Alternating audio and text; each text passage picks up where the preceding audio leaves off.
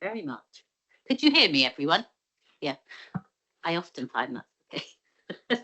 Can I just add at this stage, Ma'am, we're embarking into territory where a number of officers have contributed, particularly as we get into discussion of individual sites, whether that's today or next week.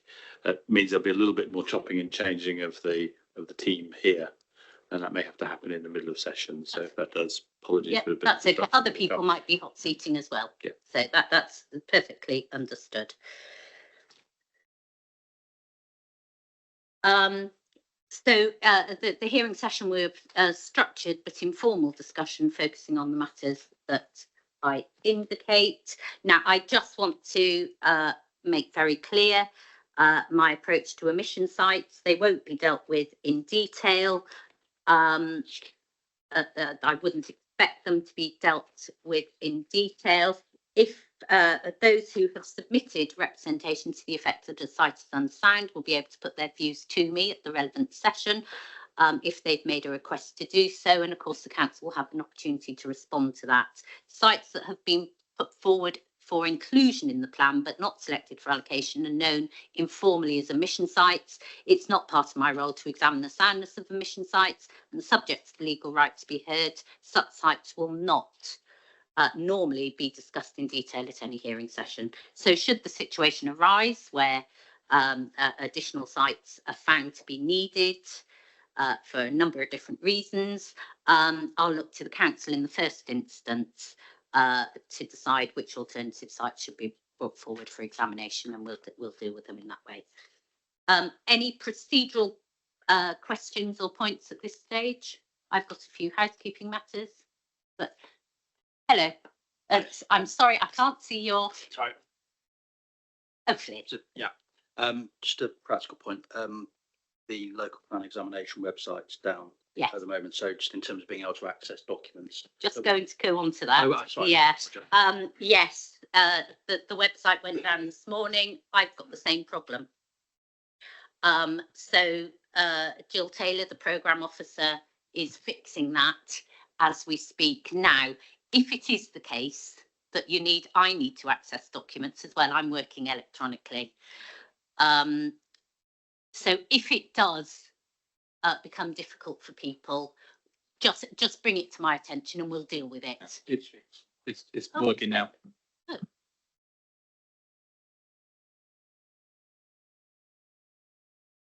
Oh.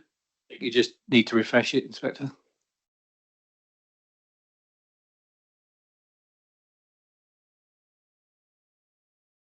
Okay. I believe it's only at the moment the submission documents, but she's working on the rest of it, I believe. Okay. That's really helpful. I was led to believe it was an hour's job. Well, that's very good. Okay, so that's the first thing. That's great that it's up and running again. Now, a few housekeeping matters. The note for retention, just a reminder for the note of the recordings. Yes, thank you. Apologies for the delay. I've been in contact with our GDPR officer. I've sent something to her first thing just to agree, but it's straightforward. It's two sentences. You'll have that hopefully by lunchtime. Okay, that's absolutely fine. Thank you for that. Now, the council were working on a short response to my query yesterday with regard to the plan period. How is that progressing? Now, can I just be very clear about what I want there? So we had a long discussion about the plan period. We heard what people around the table have said and what I said. I highlighted it as an area of concern. I haven't made my mind up. So what I want from the council, plan period and why, what that means for the plan period, what it means for the requirement, what it means for the supply, i.e. the trajectory, those headlines. I want to understand that. And it would be very helpful to me if I had it before the weekend. What I intend to do, depending on what I get, it will go on the website. I'm not inviting comment at this stage. I've heard what everyone thinks, and I'll make a decision on that basis. Yes, ma'am, we are nearly there with it. We'll just have to double check what we've done against what you've just stated. Yeah. But we certainly intend to present it to you. I think the intention was effectively at the end of today. Okay, that's very helpful. And there will be a moment of brief comment from me just to introduce what we. That's very what we helpful. say. That's very helpful. With just those headlines really, because that will help inform my discussion. Thank you.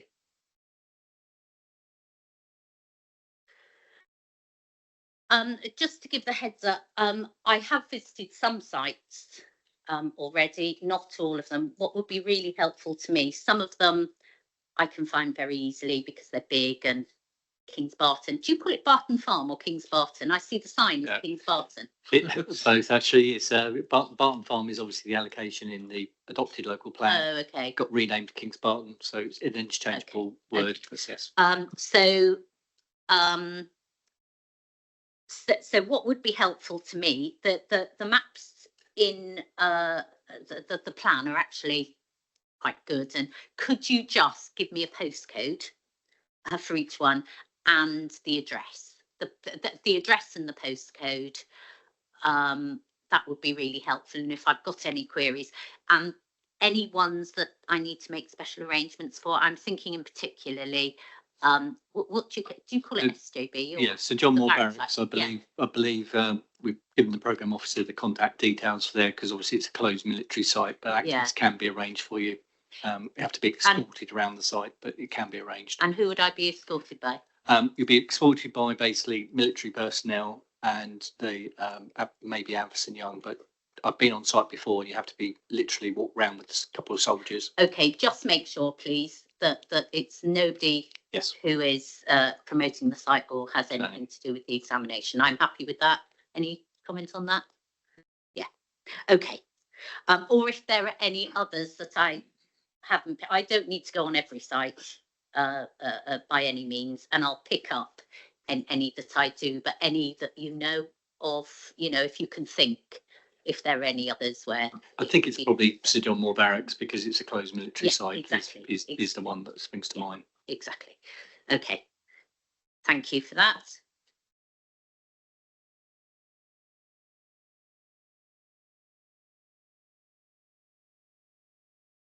Okay, let's move on. Yesterday we dealt with need and requirement, local housing need and requirement. Today we're going to deal with supply. So first of all, the trajectory.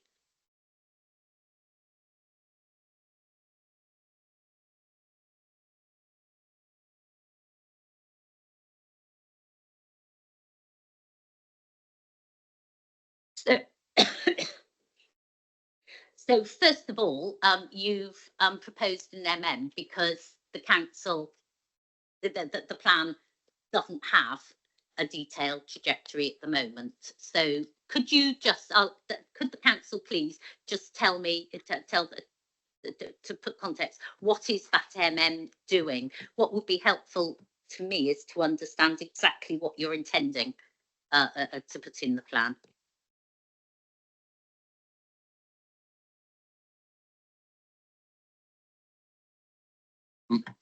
Well, as you say, we hadn't included a detailed trajectory in the submitted local plan. We're obviously conscious that the MPPF expects that. Yes. The submitted plan had a base date of April 23. We've been able to update that to April 24, and there is a detailed trajectory. The first time that appeared was as an appendix to the housing topic paper update. We've done a few further small updates to that. So the latest version is Appendix A to the council's Matter 4 statement, and I'm assuming that that's what you will want to run through at some point. I don't believe, so rather caught me out with the main mod, so I don't believe we'd actually put that in as a main mod at this stage, because we were assuming that following the discussion there may well be tweaks to that. You'll be conscious it's quite a long, complicated document. We don't really want to keep updating it day by day. So the aim was at the end of the process, we would put that forward as a main mod. We obviously recognise the plan wouldn't be sound without it. It is very long. What we have done in the current local plan, and what we would suggest is that that is narrowed down just to the headings of the main categories rather than site by site. But we will obviously be guided by you on that. Okay, so sorry, so there is an intention for a main mod. We need to speak about it and then we'll decide the detail that should go in the plan. Yeah. Okay, yeah, I'm happy with that. Okay, so the trajectory, sorry, there's also another suggested main mod, which is to change the housing supply. Could you just explain that? So it brings it down from 15, can't remember what, to 15,040. Just explain that to me, would you? Yes, that was picked up in the housing topic paper update. When we're updating the figures, we realised that there was an error in the figure we had for large sites with planning permission. And what we'd inadvertently done in manipulating the spreadsheet is put a heading of net expected completions over a column of gross. So we put a gross housing figure in, thinking it was a net one, and so we overestimated the amount of large sites that already had planning permission. So that we've corrected that. We've updated everything. We've lost a year's worth of windfall, and we've gained some new consents and so on. And the net result of all of that is that the housing supply comes down by 75 dwellings from 15,115 to 15,040, and that, or being very precise, 15,041. But anyway, that is the total that you'll see. I'm sorry, and that is a consequence of the error that you found in the large sites with plan permission. Yeah. It's not a result of those sites actually being undeliverable. It's just that the wrong figure was put in for them. And those totals are what you see at the end of the trajectory there. There is one other thing I've noticed in looking at what happens if you knock off the first few years to do this note for you. I think the cumulative completions line has gone wrong somewhere, because I started using that. So just to warn you, it's probably best to use the annual completions totals if you want to find sort of total figures. But I haven't had a chance to look at what's gone wrong there. But it just Okay, flag up the things might not add up quite right if you use that cumulative column. Okay, thank you for pointing that out. So this and what we're going to talk about today is the trajectory that you've included in your matter statement. So that is a matter for the Appendix A, isn't it? That's what I've got here. And so we've got plan period 2020 to 2040. We've got 5-year supply 25 to 30. Then we've got specific deliverable sites at the years 6 to 11, 2030, 31 to 34, 35. And then we've got plan period 11 to 15 years, 35, 36 to 39, 40. Okay, the requirement being first 5 years deliverable sites, then specific developable sites 6 to 11, and then where possible 11 to 15 specific deliverable sites where possible. Yeah, and what we have is so the total you've said 15,040, and then we've got the annual requirement. Now that's so that's 13,565 divided by 20 plus the uplift. Am I right? The uplift being 95. Yeah, well, it's the 15,040 divided by 20 years. So yes, that's where the 752 per year comes from. Oh yes, yeah.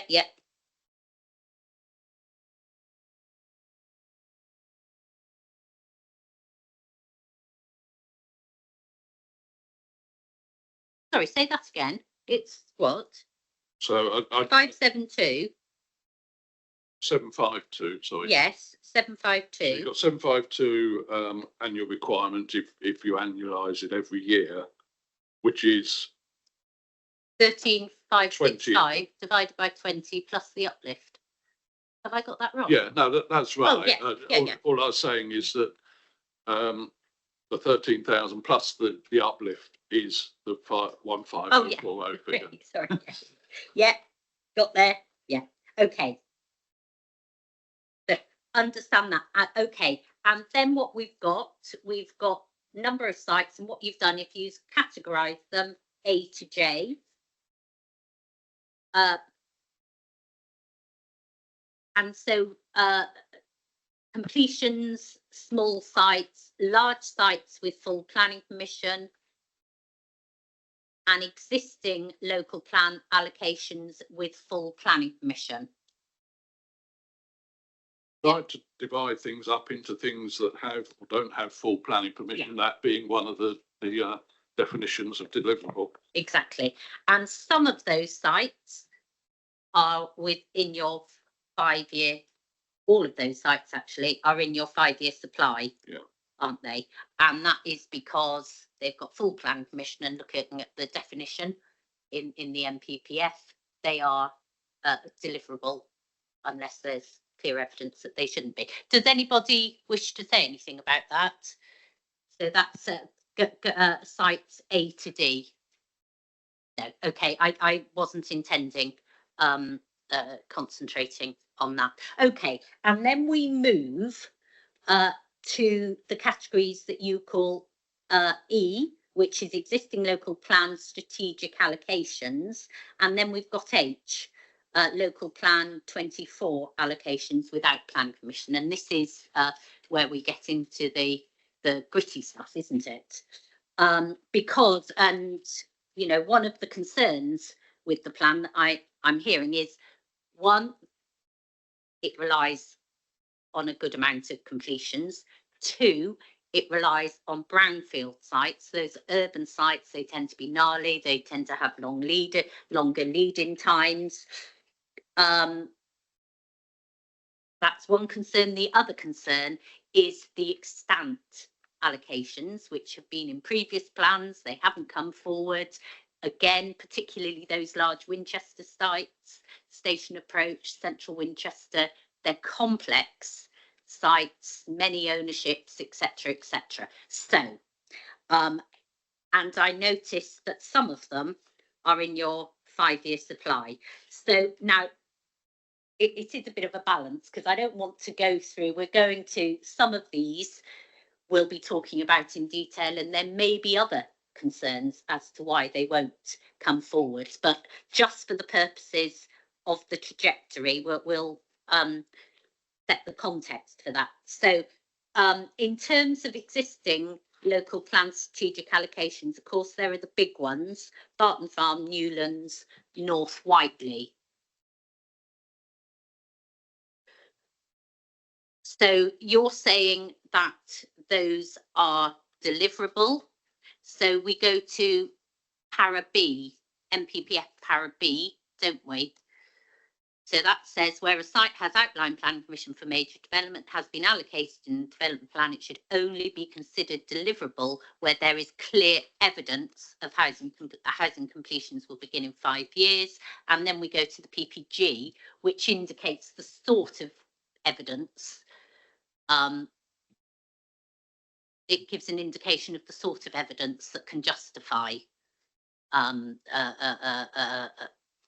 whether a site's deliverable. So current planning status, firm progress towards submission of an application, firm progress with site assessment work, clear relevant information about site viability. So what I'd like the council to do is on each one of those, so Barton Farm, Kings Barton, whatever you call it, Newlands, North Whiteley, referring to the test, MPPF glossary para B, then the evidence that it's suggested, or other evidence that you have, tell me why those are included, because there's a hefty quantum, isn't there, in 5-year supply. So Barton Farm,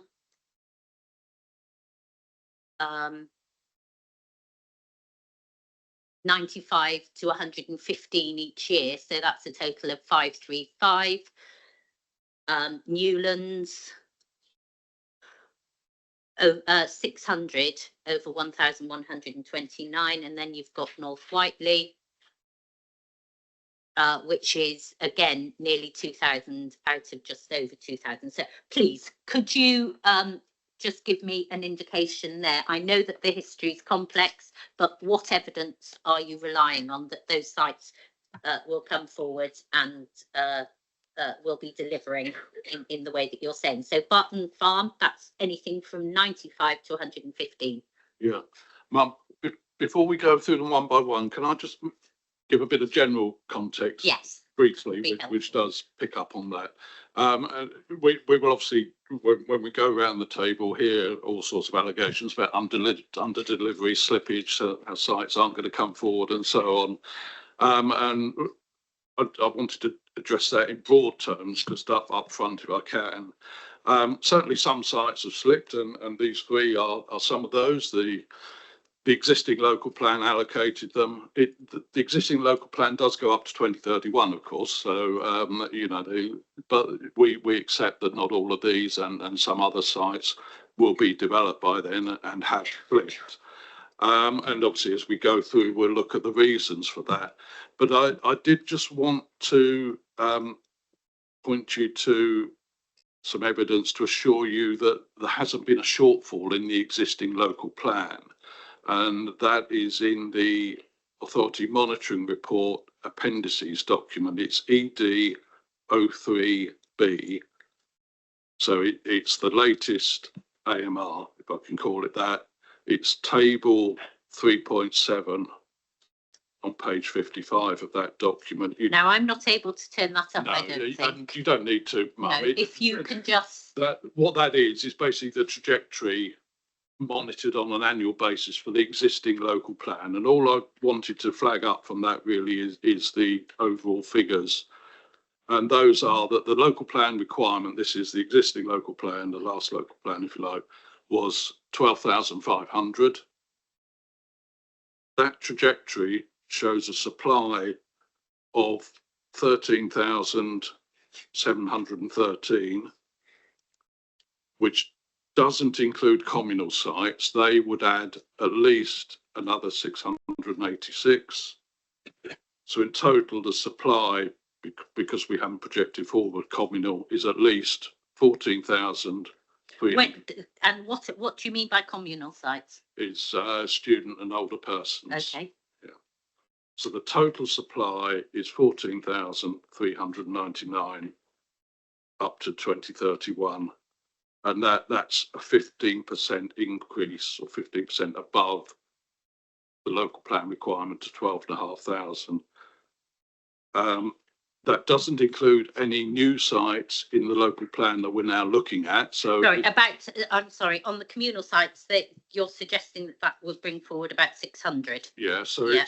It's based 615 have been completed, and there are commitments for a further 71. That there may be other permissions in the future, but we don't project those forward. So that's why I say it's at least. So the supply we can currently identify within the policies and the allocations of the current local plan are 15% over what it was required to provide. As I say, that doesn't include allocations in the new local plan that we're now examining. And that is despite all the supply here that has slipped into or beyond 2020-31. So that has all been made up, and some on top of that. And where that's come from is basically Windfall. You know, we haven't allocated any new sites. It's Windfall that has done that, and we'll be discussing Windfall. But I'd just make that point that to show how important Windfall development can be. And you will no doubt hear about allegations that Winchester's a serial under-deliverer of housing, never provides enough. Everything off at the pass here. But, you know, I think that shows we we're an over provider. We certainly are in the last local plan. I've done many local plans in Winchester. We monitor housing closely, and I know that we always over provide, not under provide. And of course, we had a discussion yesterday about over provision, which we would hope that some of that can be taken into account, but just provide that as a bit of background. But as I say, Thank you very much. That was helpful. Thank you. Now, I'm not able to turn up those documents, No, but I will return. it's really just those broad figures, Yeah. which show that's helpful. not only are we meeting the last local plan requirement, we're likely to exceed it considerably. So on the strategic sites, I mean, in general terms, all three of these have outline planning consent for the whole development. Reserve matters are being brought forward. The only reason they're not what do you call it, paragraph A or subparagraph A, the only reason they're not paragraph A site is that the whole of the developments don't yet fully have reserve matters consent. North Whiteley is very close. Others are bringing them forward as development carries forward. And the general point about these in terms of evidence of delivery is that you can see they are being delivered. They're all providing major infrastructure, a lot of it up front. So there is huge investment in these sites. There is no evidence that they have paused or will pause or stop or anything of the sort. And clearly the developers who have made that investment wish to build them out. Now, so I think really the only argument, and what I should have done actually is referred you to the other part of the spreadsheet, which is the actual information on delivery. I've got that in front of me. I've got that in front of me. But anyway, that is where the detail is. But I think really the debate around these is more on the timing. Obviously, we don't expect them all to come forward within the first 5 years. It's just a question really of how quickly they will come forward. But certainly we don't expect any to drop off the end of the plan period either. No. So that is a general point. And then I don't know whether you want to sort of discuss that or move on to take each one separately. Just tell me. I mean, obviously, because there are hefty figures in here in the 5-year supply, and particularly, but throughout the plan period. Just tell me what the evidence is for each one of those, please. I've got it in front of me, but just to frame the discussion. So if I can kick off with Barton Farm, Kings Barton. As Steve said, obviously it's got outline permission. They've actually submitted all the kind of reserve matters to us, and we're discharging those as appropriate. That's set out in the accompanying document. I think if you go out on site, I'm sure you have to Kings Barton. Yeah. There is substantial work underway now. Yeah. It was when I joined the City Council in 2020. Kind of an isolated bit of the development. Now, obviously, they are moving great guns in terms of obviously what developments on site. The academy's opened. They are basically progressing. The school. Yeah. That's fully open. There's footpaths, and it's becoming a real sense of community, which is great. And I think in the hearing statement, I don't think Carla are around this table, but Carla have confirmed the 115 dwellings per year. And I know they will be here for the hearing session when we go through individual sites, but there is every expectation, and they are selling and they are building them. I think the proof's on the ground just recently. If you go out on site, you can see what's actually happening.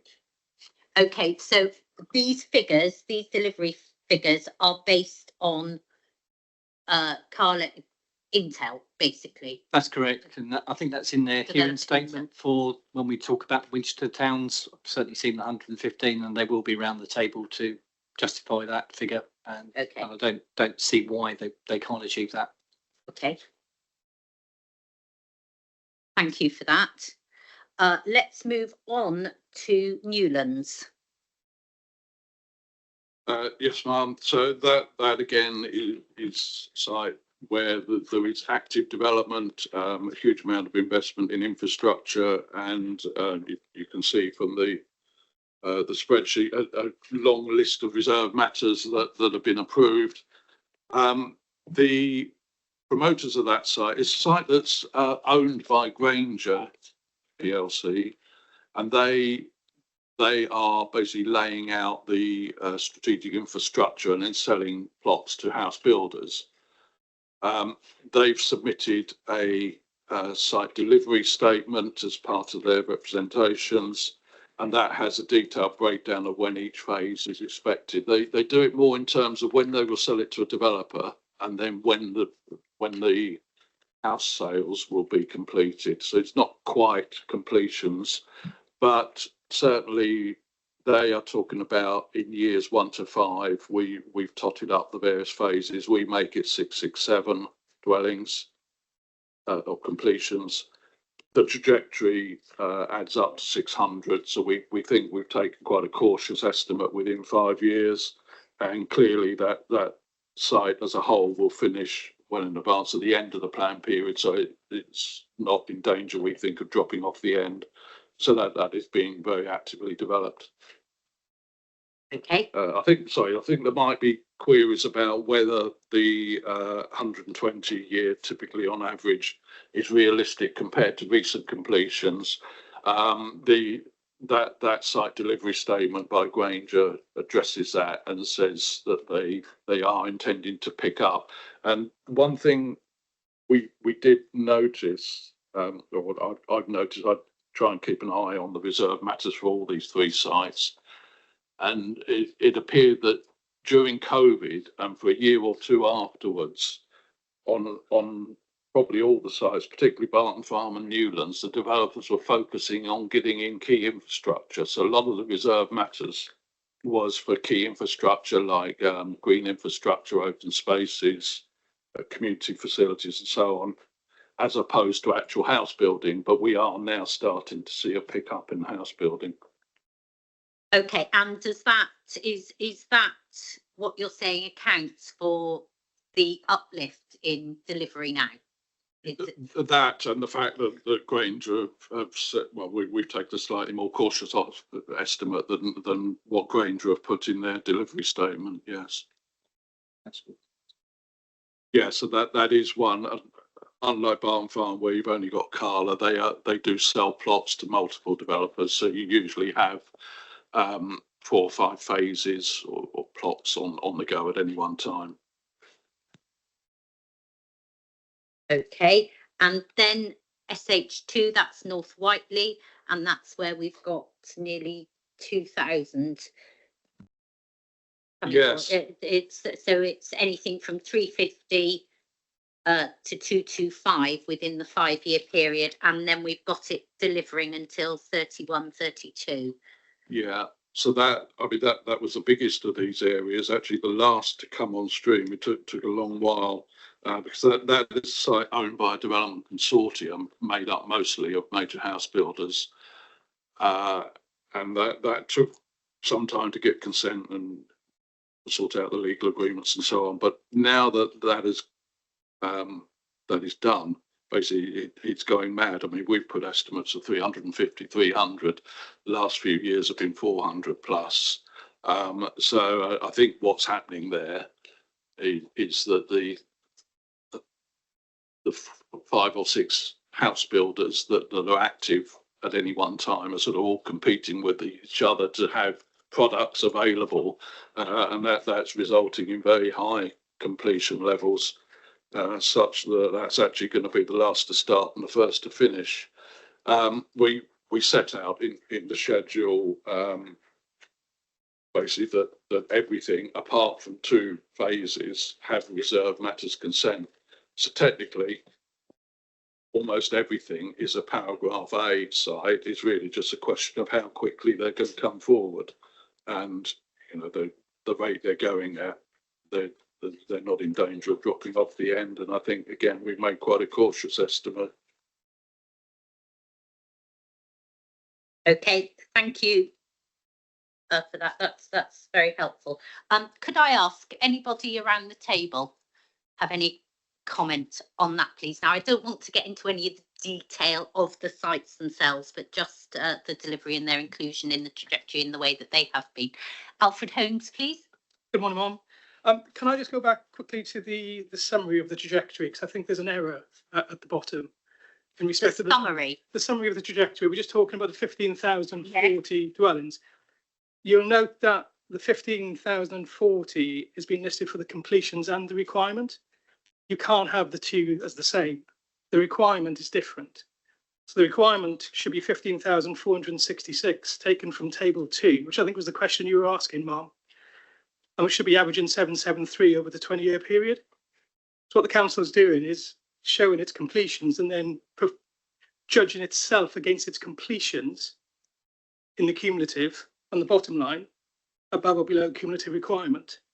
But that's judging itself against its completions, not against the requirement in the submitted plan, Mom. Yes.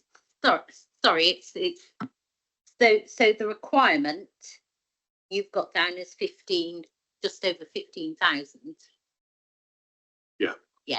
Yeah, it comes back to your question about the standard method figure. So that's the 13, I think it's 13,520, 20 years worth of the standard method. And then, as you said, on top of that is the unmet needs allowance. And as we've discussed already, the unmet needs allowance is basically what's available within the supply from the planning strategy. So actually that does equate to the requirement. I see. Yeah. Okay. Sorry, it doesn't, because the figure in table 2 of the local plan as submitted is 15,466, which is the standard method plus the needs allowance of the unmet needs of 1,900 units. Sorry, where are you referring? I'm going from the submitted plan, Mom. Table 2. Yeah. Table H2. Page 216.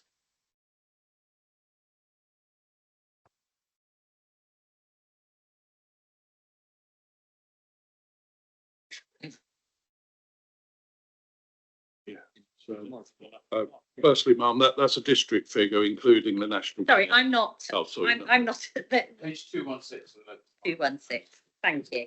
Yeah. Okay. So if we took off the National Park 350, that would come back to the 15,115. Yes. And then, as I said, there was the error, and we've now reduced it to the 15,040. So that figure that Mr. Rees is referring to is a district figure, not a local plan requirement figure. Okay. Yeah, I understand. Mum, sorry if I may. The error was in the supply, not in the requirement. The error is in the supply of housing, it hasn't reduced the requirement.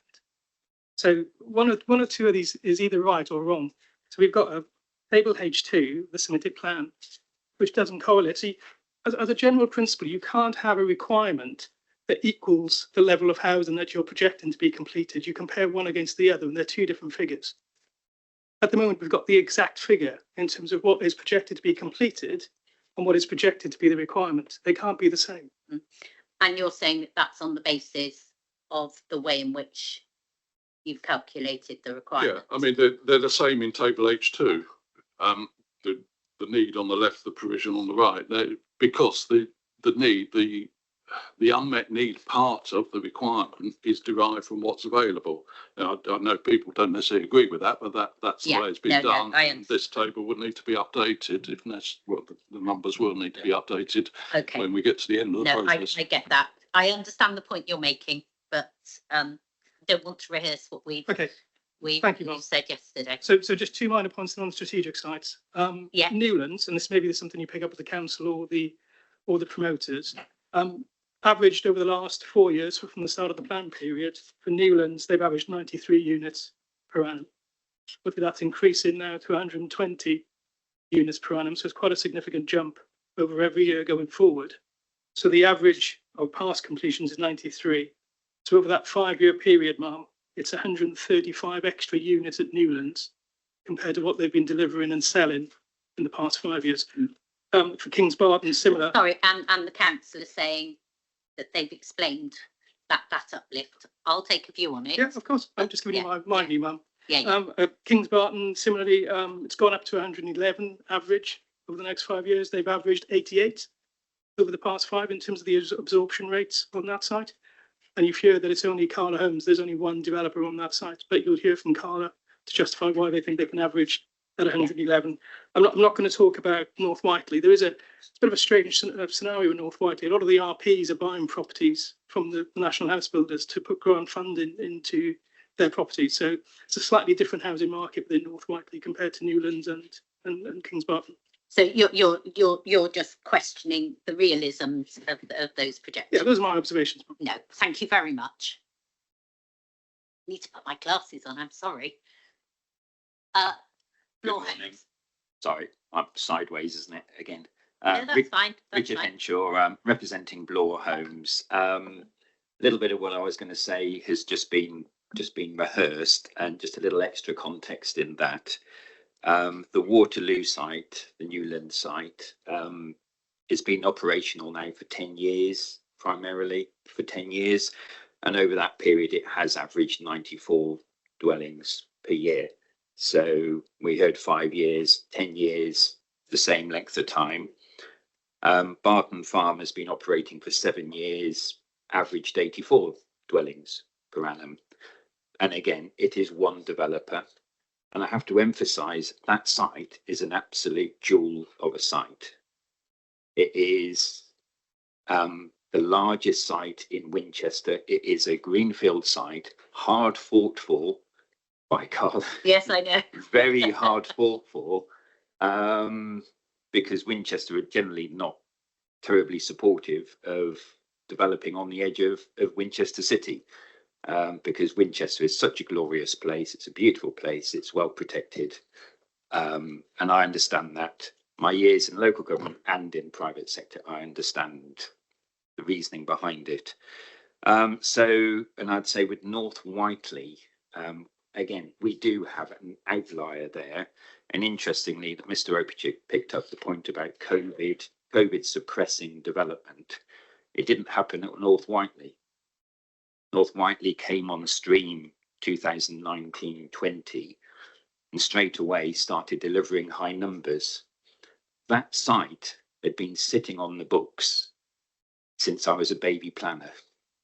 And I'm not a baby planner anymore, basically. I worked for a house builder in Winchester back in the early 1990s, where people were taking options on that site to bring it forward. It was a major development area. It didn't come forward for best part of 20 years. I went into local government, came out after many, many years and found it was still going, the same issue. And that's a classic example of a complicated major development area. And we don't need to rehearse the difficulties of delivering large sites because they are difficult. But if Carla Homes, quite understandably, have got a jewel of a site and they are carefully managing their supply, their delivery, to make the most of it. Okay, that's all I need to say for the moment, I think.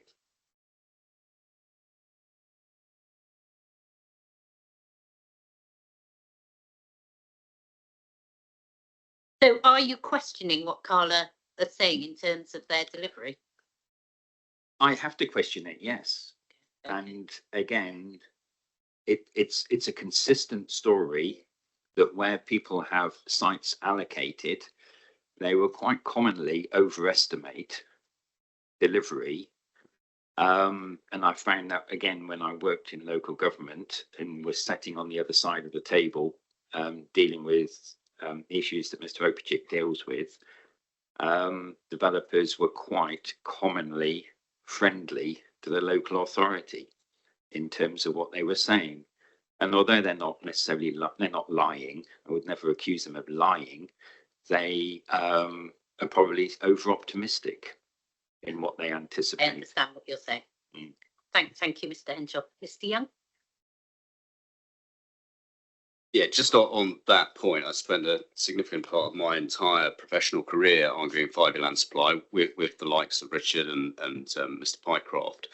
And some inspectors have been prepared to be a little bit more robust about that point. So Neil Pope, for example, was an inspector who observed that it's understandable that those that are favoured on an allocated site would talk up, that's the phrase you use, talk up the delivery from those sites. Because of course it stifles competition, doesn't it? They don't want other developers to come in on the Winchester market. That helps them maintain their price level and to control the supply. So it would be naive, frankly, not to recognise that those who are suggesting figures, it's not credible to rely on that when in the alternative you have the track record. We should all be judged on our track records. And the track record is a long-term trend of 10, 15 years, which can then deal with fluctuations in economic activity. And why would you not look that rather than a letter? And what is the consequence for Carla in saying, oh yeah, we'll deliver more, but where's the comeback? Do we go back and visit them in 5 years' time and say, well, actually, we're going to take away some of your planning permissions because you didn't quite deliver it? There's absolutely no comeback. And we debate this, well, you know this, we debate this regularly at inquiries. Okay, thank you, Mr. Young. It's Ben Pycroft, Barwood. Thank you, Madam. Thank you. Yeah, similar points to Alfred Homes and Bloor Homes on the trajectory for those two sites that are under construction. And Kings Barton and Newlands. Newlands, yeah. I've got it down as Newlands. Yeah. Same point that I agree with. Look at the, or invite you to look at the empirical evidence of actual delivery on there. This is on page 8 of our hearing statement.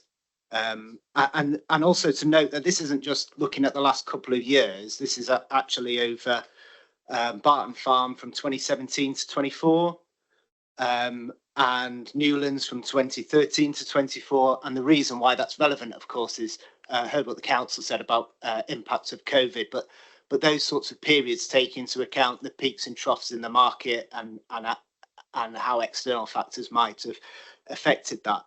I also just wanted to raise at this moment, Madam, that there was a couple of sites that we've challenged in the earlier categories, those sites with that are listed as having full planning permission. You've seen our statement, we've explained that their planning permission has expired, they're not going to come forward.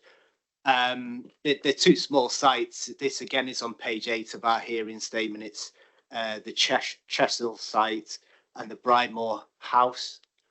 They're relatively small numbers, Madam, but this is a trajectory which has one dwelling over the requirement. And therefore, when you get a chance to have a look at the trajectory in detail, or perhaps the council reflects on that these sites should also be reconsidered within that. Thank you. Thank you for that. Blenheim? Aldgate? Thank you, Mum. Sorry, I just want to go back to the requirement because I am a bit confused about that. Just picking up, if you take off 350 from those figures and add on from the 13565, yeah, which is the H1 table in the plan. Yes, yeah. And then add on the 1,900. But you've already taken out the 350 and then divide that over a 20-year period, you get to 755 dwellings per annum. Now, I know it's not a big difference between 752 and 755, but I just want to be clear, is the council saying in terms of their supply that they're not meeting the standards methodology local housing needs? Sorry, could the council answer that point? I wasn't writing down the figures as I explained. Could we just It's where the they query about table H1. Yeah, so if you 13565. Yeah. So simply, if you look at table H2, because it follows in terms of standards methodology, yeah, you're kind of accounting for the oversupply. So we've been through that, not going through that again, but simply if you take off 350 from that, assuming that the National Park Authority do provide 315, so minus 350 from that, you get to 13,215. Then if you add on the 1,900, you get to 15,155. divide that by a 20-year plan period, and it's 755.75, so 756 dwellings per annum. That's the standard methodology requirement. Yeah, it's because the 15115 has come down due to the error, so it makes a slight difference to the annual figure. So the overall figure's come down by 25, Yeah. by 75. But sorry, that's in terms of what you've delivered, is what you explained. It's come down because that's what you've delivered today in terms of permissions and deliveries. In terms of ignoring that, just looking just at the requirement, standard methodology plus an unmet need allowance, the annual requirement is 756. Unless you're saying that this 13,565 figure is wrong. So what I'm saying is that the standard, the unmet need figure is based on what's available, is based on supply. We've spoken about, we've done this. It's what the unmet need figure is. And this is the council's case, that the unmet need figure is defined by supply. Sorry, HBF? I was just going to clarify. It's a similar point to Miss Mullen was making. So therefore, the 1,900 homes, there isn't a 1,900 homes in terms of unmet need. That's wrong, essentially. So the plan is not meeting that level. So it's not meeting that level of unmet need. It hasn't been planned for. It's just that remaining. And I suppose that's the point we've made all along. And I think that's where the failing is. And also just come back, it's a point really with regard to what Ms. Opportune was saying with regard to the council not being a serial and deliverer and looking back towards their old plan and the old AMR. I wasn't going to raise it, but seeing as Mr. Opportune did, between 2000 and I think in the start of the plan period, in terms of from 2011 to 2018-19, when they started looking at this plan, there was a shortfall of 1,599 homes delivered against that plan. So what is come forward now and being suggested to meet needs in this plan was actually being allocated to meet unmet needs, to address unmet needs in the previous plan. So it goes back to the point we were making yesterday, Marm, in terms of why you look at 2024. You're sort of almost robbing Peter to play Paul. I wasn't going to mention it, but it was just because Mr. Opportunity said they're not a serial and deliverer. But I would say go back to the AMR with regard to the old plan and have a look at what delivery was like in the first half of the plan and why delivery has been greater from that point. It is to address that undersupply during that plan period. Okay. Thank you, Mark. Thank you. Crowders Homes? Yes, thank you. Just a follow-on point. If the 1,900 is no longer 1,900, as we've heard, because the supply has been reduced, and taking us back to the discussion on duty to cooperate, Portsmouth and haven't signed a statement of common ground on the basis of 1,900. The council are now saying it's not 1,900. I just want to flag that, Madam, because where are their views then on the fact that the purported unmet need figure has reduced? Okay, noted.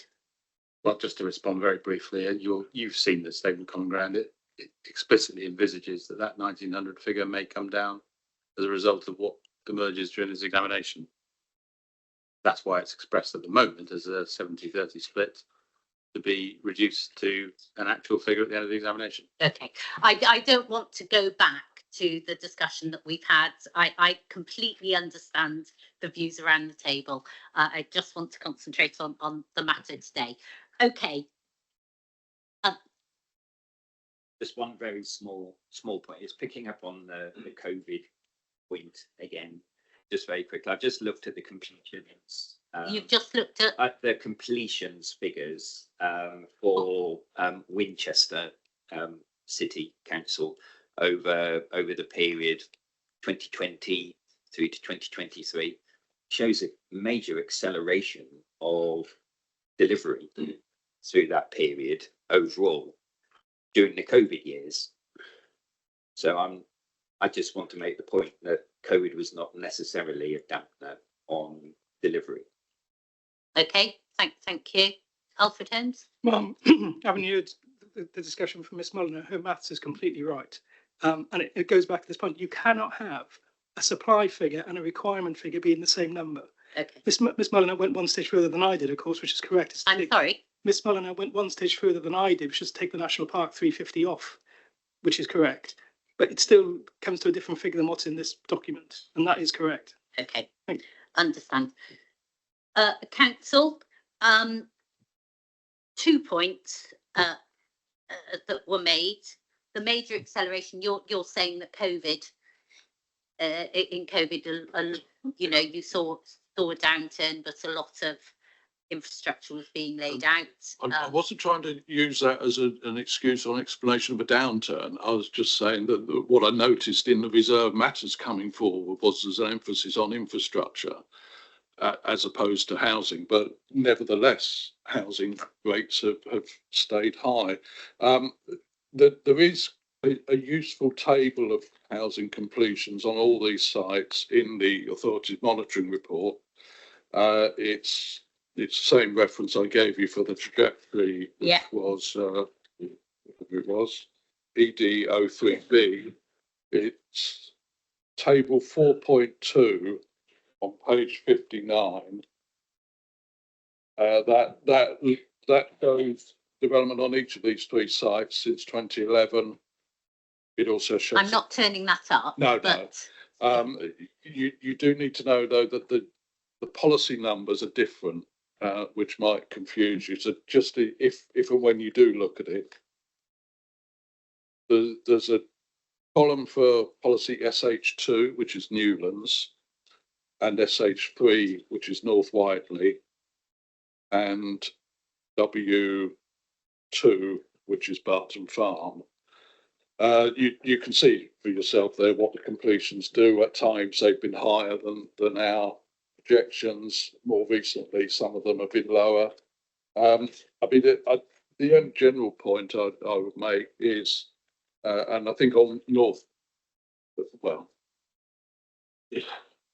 is just to sort of express interest that when our colleagues around the table are promoting their sites, they're very easy to develop. They're going to come forward quickly. They're going to deliver 40% affordable housing.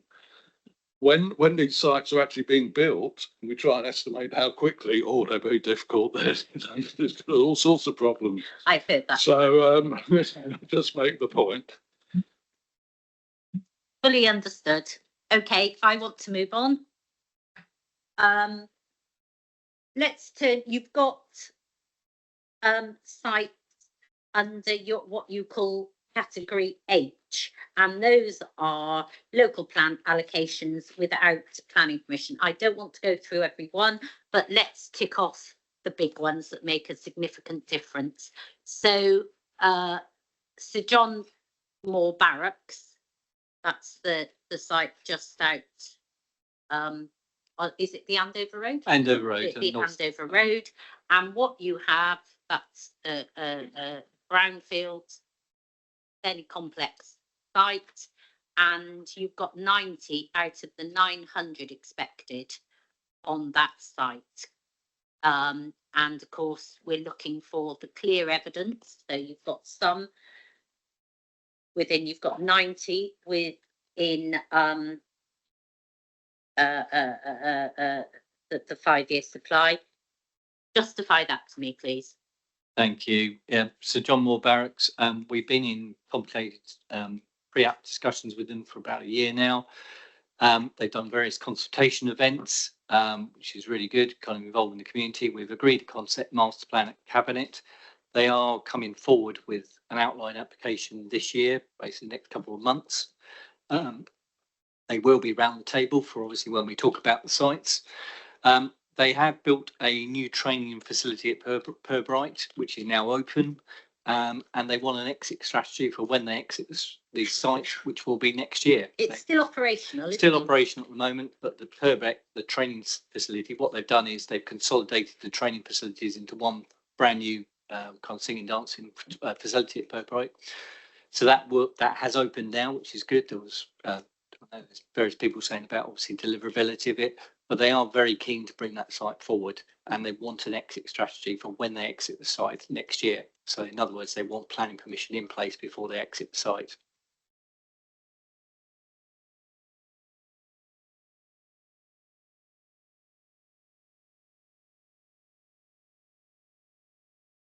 Okay. Let's, Excuse me, can we deal with the individual? Can we respond to that? Or yes. Oh, hold on. And then we've got W7. We've got the Central Winchester regeneration. Again, complex, urban site, extant local plan, site, complex ownership. And again, you've got, that's W7. We've got So you've got 50 sites. That's right. 50 out of 300 that are coming forward later on, 29, 30. But you're saying to me that those are deliverable, they're in your 5-year supply. Okay. That's correct. Just to kind of give some context, we've got a developer partner, Jigsaw, that the City Council is working with now to bring forward basically the site. They've obviously working up the concept master plan for the site, which is due to go to Cabinet in June. We're in active discussions about them. It's important to say that obviously it covers a large area and there are parts of the site that can come forward independent of what Jigsaw are actually doing. And we've had This is the site by the bus stop, isn't It's it? just literally across the road. The bus station. It's just literally across the road. Yeah, I know. Yeah. A lot of it is in City Council ownership. We've cleared the site, done some archaeological digs, etc. If you go across there, there's a new kind of pop-up pocket park, etc. behind the bus station. So whilst I appreciate there's going to be some criticism around the table, particularly from probably Mr. Young, because obviously, as he said the other day, he's been involved in it. There is signs of progress now on the site, but now we've got a developer partner. And like I say, other bits of the site can actually come forward independent of that. And we've had pre-app discussions with a number of landowners to bring forward little bits of the site that are not in our control, not in the development plan agreement with Jigsaw. How long has that site been in the pipeline? Well, it had a complicated history in terms of basically it had obviously a challenge to the CPO, the CPO. So like I say, but obviously now we've actually got a developer partner basically agreed to bring the site forward. Okay. Heard what you've said. And then I want to hear about station approach. That's W8. So station approach is a combination of different sites that are in the adopted local plans, that brings together under one kind of heading. Yeah. Again, got a complicated history. It's Winchester with obviously a challenge to obviously the application that basically was granted permission. Again, public consultation has taken place on the concept master plan in October last year.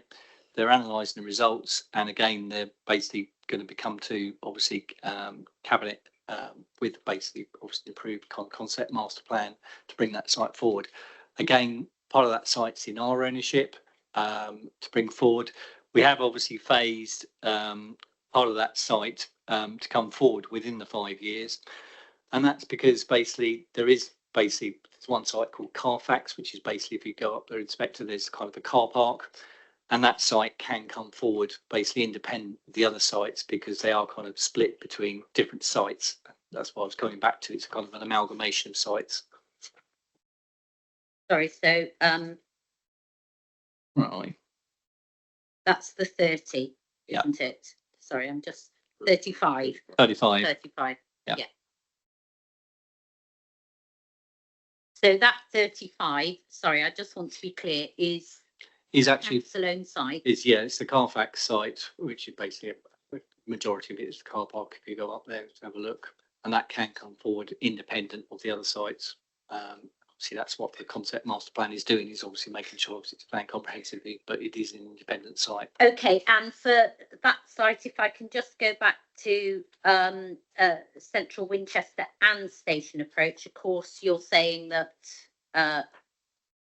a much larger number is developable in years 6 to 11 and 11 to 15. That's correct. We've obviously not put all our eggs in one basket. There is obviously we acknowledge that obviously it's a large site and it can come forward later on beyond the 5-year period. Okay. Okay. I know that a number of people want to say something about these. Mr. Young, you wanted to say something about. You might want to say something about the others as well. Yeah. But the St. John Moore Barracks. Yes, starting with the barracks then, first of all. Yeah. Very similar site to the barracks was the Oxford University Brookes Wheatley campus site in South Oxfordshire. Again, the agents were Abbas and Young. They often deal with the public sector or MOD type sites. No criticism of them, but we secured planning permission from the Secretary of State just at the start of COVID in about March 2020. Operational facility still being used by the university. Obviously had an exit strategy, and of course we told the Secretary of State we would be delivering houses within 5 years. Still haven't got reserve matters. That's over 5 years ago. Why is that? Well, businesses that say they've got an exit strategy don't always follow the exit strategy. I'd be extremely concerned, I think, if one were not to recognise that something that is still operational. I mean, your site visit involves you having to go around with a military escort. Yeah, I've got that. Which is not lost on you as well. This isn't a site that's suddenly going to happen. You know, you compare that with other sites. We're not talking about emission sites, but greenfield sites which are not operational in some other purpose. Then, you know, we're told the application will go in, but of course it might not go in on time. Outline planning applications for something of this size. Inevitably, if they don't go to appeal, you can accelerate it by going to appeal, but your Section 1 and 6 discussions can often take 18 months, 2 years, longer.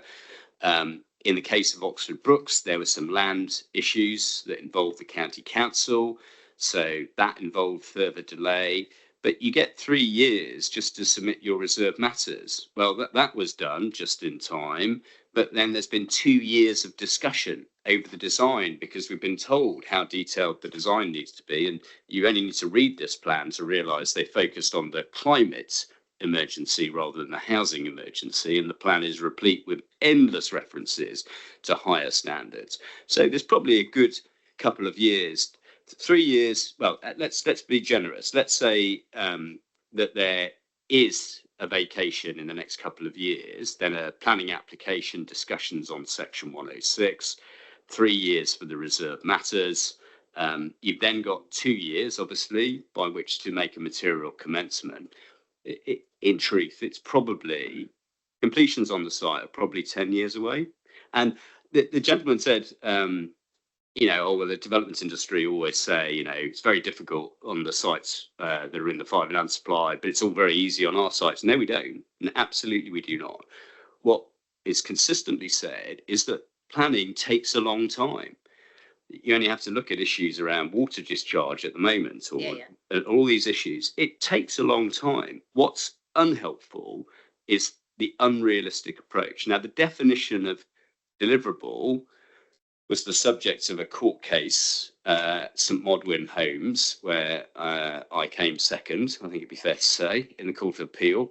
But having lost the case and following the Supreme Court case in Richborough, the MPPF was changed in 2018, and the definition of deliverable was tightened up in the 2018 version. So in terms of deliverable sites, it's a much tighter definition. You shouldn't, quite obviously, have outline sites, let alone allocations in your 5 land supply. But the realistic prospects for this site are probably about 10 years away. I think they're talking about completions in 2028. Not a chance. Not a chance. Yeah. Okay. As far as the town centre site, you're absolutely right. Extremely difficult. I have advised developers on that site, I think maybe a decade ago, when people were looking to develop it. I think it's been allocated in the 2017 allocations plan. So we're 8 years into that. That site is extremely complex, and to place any reliance on that is ambitious, I think. Obviously, people want to see it redeveloped, but it's just fraught with difficulty. I can't go behind commercial matters for the purpose of this examination, but it's fraught with difficulties and expectation aspirations of some of the parties involved as well. Okay, thank you, Mr. Young. I'm sorry, I can't read your name, but Crowders Homes. Thank you. Absolutely fine, madam. I just want to take this back to a general point. I'm not going to go through the sites Yeah. one by one. You'll have seen what we've said in our statement. But dealing with the definition and the test that has to be passed. So is there clear evidence that completions will begin on site within 5 years? Answer to that is no. And that is effectively as far as the discussion actually should go. That's the position that we set out within our statement. I have looked at the detailed table that the council produced, their para B table as they refer to it in their appendix A. And what that table reveals actually is that we were right to say no, there isn't clear evidence, because the information that the council provides is distinctly unclear and actually provides if you like, a picture of uncertainty. None of these sites that are within this category have an application on them, have a deliverable consent. There's no information provided by promoters to demonstrate exactly how the constraints that have been identified, many constraints on a lot of these sites, are to be overcome. You simply have no evidence. So the bottom line is that this category should not be relied upon for delivery within the 5-year period at all. That's all I wanted to say as a general point. Developable? Developable is a different matter, Okay. We're talking about deliverable. So we're talking about the 5-year period. Okay, and sorry, I'm asking you. Sorry. Okay, so developable it is totally different in the context that yes, the majority of these sites probably are developable, and you've seen how I've dealt with those in the example trajectories that I've given in our statement. So I'm not necessarily challenging that they are capable of coming forward at some point. The fundamental point is that they will not be delivering within the 5-year period, and you have no evidence to support that.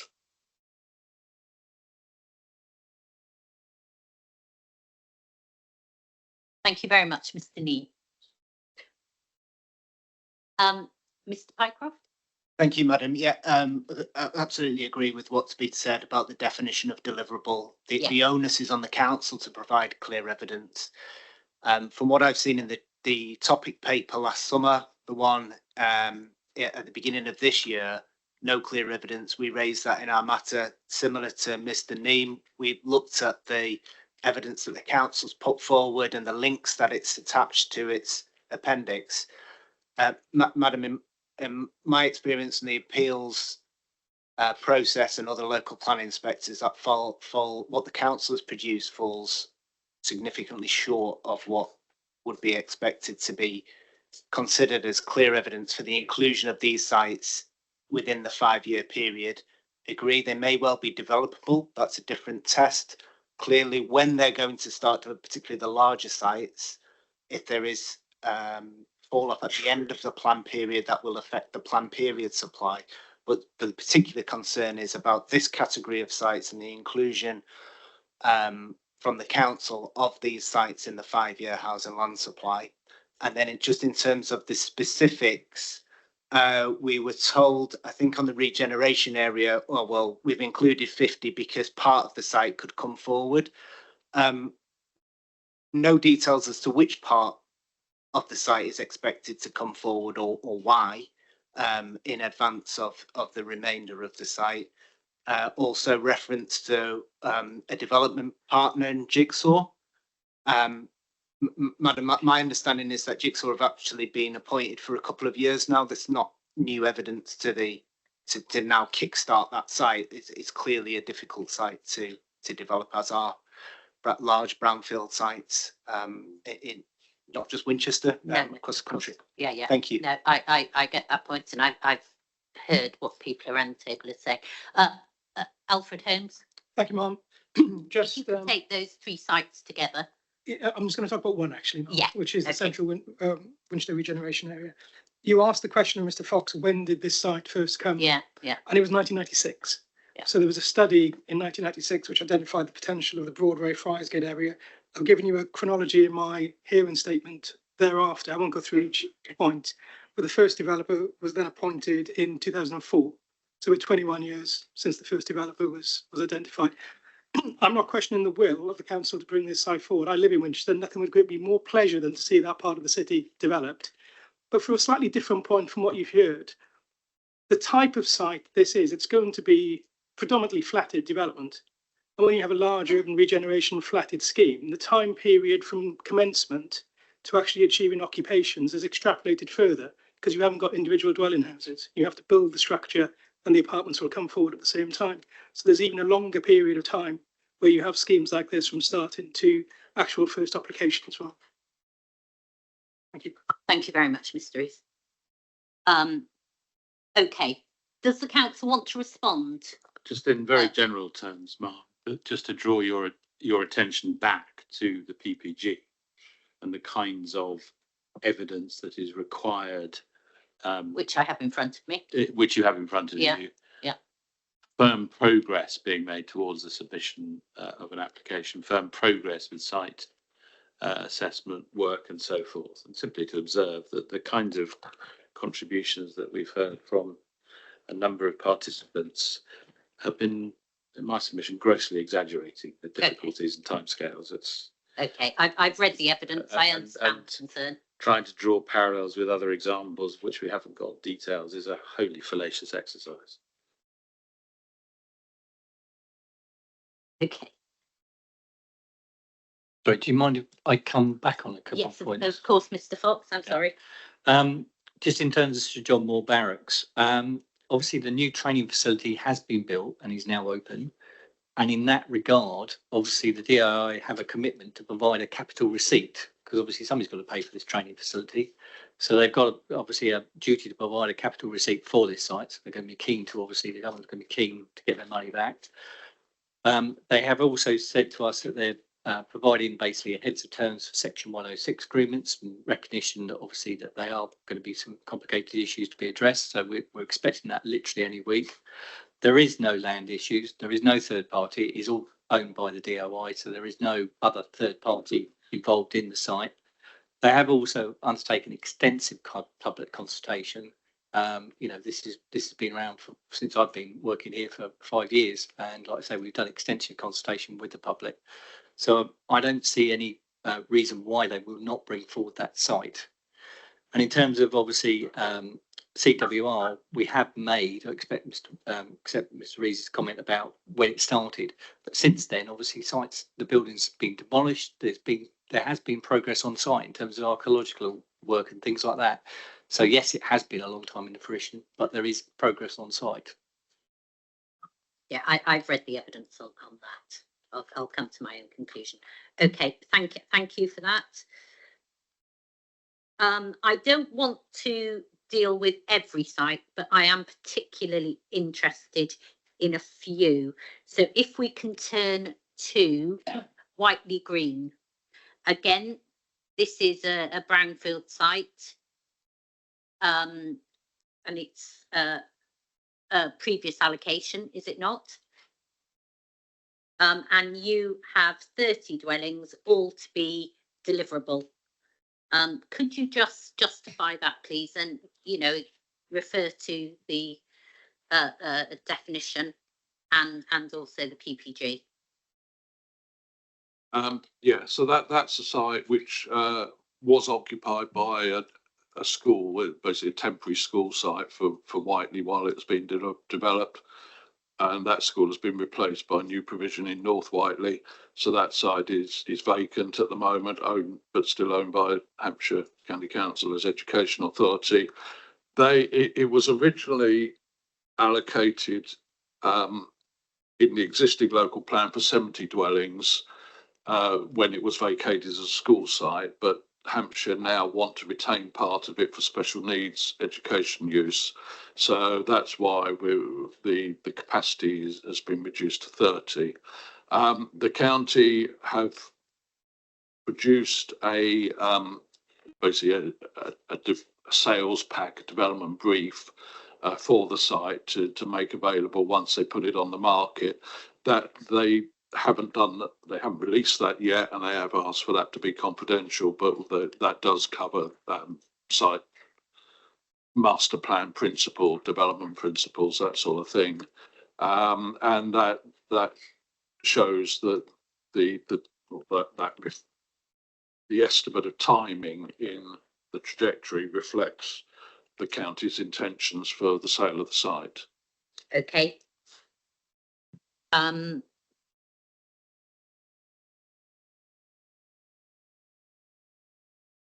There's that. Could I move on, please, to Whiteley Green?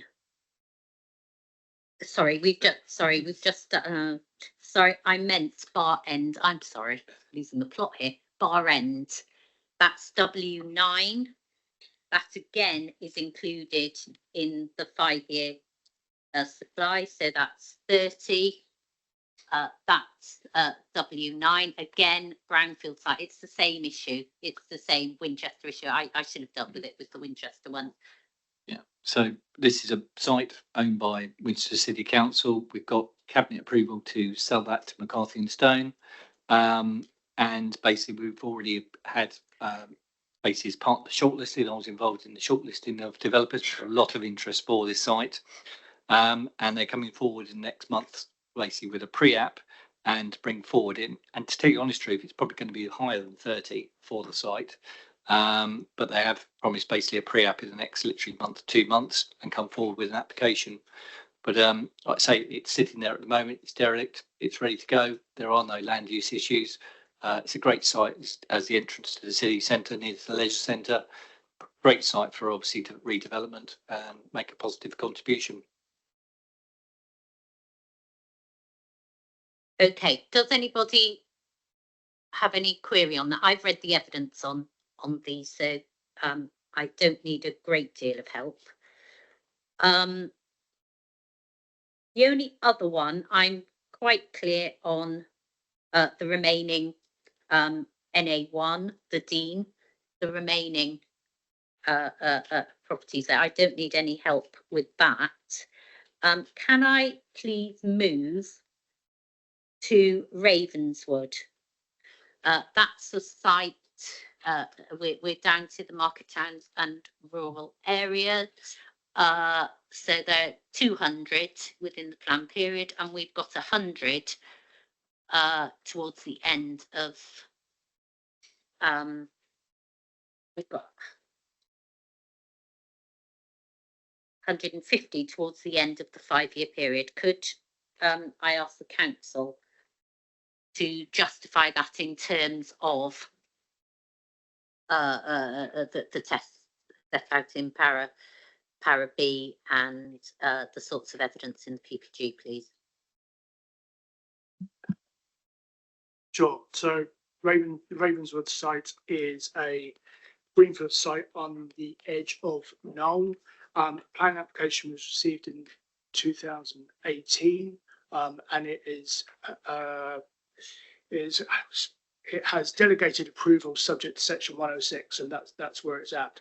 I think I should actually clarify 2018. It's been with us a long time. The reason for that is because that original planning decision was made, but was subject to a legal challenge from the NHS in terms of the way in which the report was constructed, did not consider wider impact on health provision. So that's a bit of backstory that isn't in our appendix. Apologies. But that has now been resolved, and the officer decision is on our website, subject to the sign of 106. So that's the explanation for why that original application is still with us. But we're expecting to issue that permission, that outline permission, very shortly. Since then, we've got Also, we've got a response from Homes England, who are actually the current site owner. They're in the Regulation 19 responses, you'll see, and they're seeking small tweaks to the policy for consideration in another matter. But just to update on where we're at with progress, just note on the planning application stage, for instance, last month we received a revised nutrient calculation following the publication of revised Natural England guidance on how you do that, just to keep that assessment current and appropriate for this. So what we're saying is that the application's been with us for a long time, but that has been really down to the issue with that legal concern a few years ago, which has very much been resolved and has indeed resulted, at least in part, in our approach to infrastructure contributions we'll get onto later. Okay. Thank you for that. And can I just ask, I presume it's you, KW1, now that's Cornerway. Oh, I'm sorry. So again, you're including 45 towards the end of the 5-year period.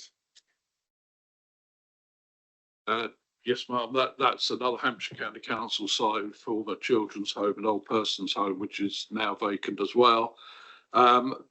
We refer in our spreadsheet to Hampshire County Council report setting out the timescale for that. I do have an update, unfortunately, on that, which is just recently the County Council Cabinet, I think it was 21st of March, resolved that they are halting their programme of old persons care scheme delivery for financial reasons. I have since had an email from the Hampshire County Council Estates Department saying they intend either to continue to bring the site forward themselves or to dispose of it, and they estimate that delivery would be between 2028 and 31. So we've got it as 28 to 30, so that there is a risk that could slip slightly, but they are certainly still aiming to start at the same time as we've got in here. And of course, if it remains an older person scheme, then it's sort of blocky scheme that's all built in one go, so it could actually be within a year anyway, but there is a slight risk to that one. Okay, so the 5-year supply. yes, and what's the implication of that? Well, it's that instead of being in those 2 years, 29, 28, 29, 29, 30, it could spread over 3 years into 30, 31. So there's no planning permission, there's no outline? No. There's nothing for that? No. Okay. Okay. Could I ask anybody else? I want to deal with those sites together. Mr. Pycroft? Thank you, Madam. So the last site that we've just discussed, the council just discussed, the Cornerways. Yeah. Could be a care home, might not be a care home. That's not clear evidence for its inclusion in the 5-year housing land supply. Minor point, but if it is a care home, you'll have picked up in our representations that the ratio has changed now, so it actually means slightly fewer, and that affects other sites in the trajectory in later categories. Ravenswood, obviously, we've had the explanation as to why it's taken 7 years to get to the resolution to grant stage. We've heard that the outline planning permission is going to be issued imminently, and perhaps that will be within these examination hearing sessions, and we can have a look at that. But the point being is that it will still remain a category B site with the onus on the council to provide clear evidence that it's going to complete housing completions in the 5-year period. And you know, we appreciate, and we hear this a lot, it's either the county owns it or the city council owns it or Homes England own it. You know, these are what we have is willing landowners or willing promoters. What we don't have is the clear evidence of deliverability. And final point on the Ravenswood trajectory, you'll note, Madam, that it assists the council's 5-year supply to the tune of 150 dwellings, before for some reason completions then dropping down to 30 in the following year, followed by 20 in the last year, which is unusual if you're achieving 100 in your second year of delivery. Thank you. Sorry, if I can just pick up, what accounts for that?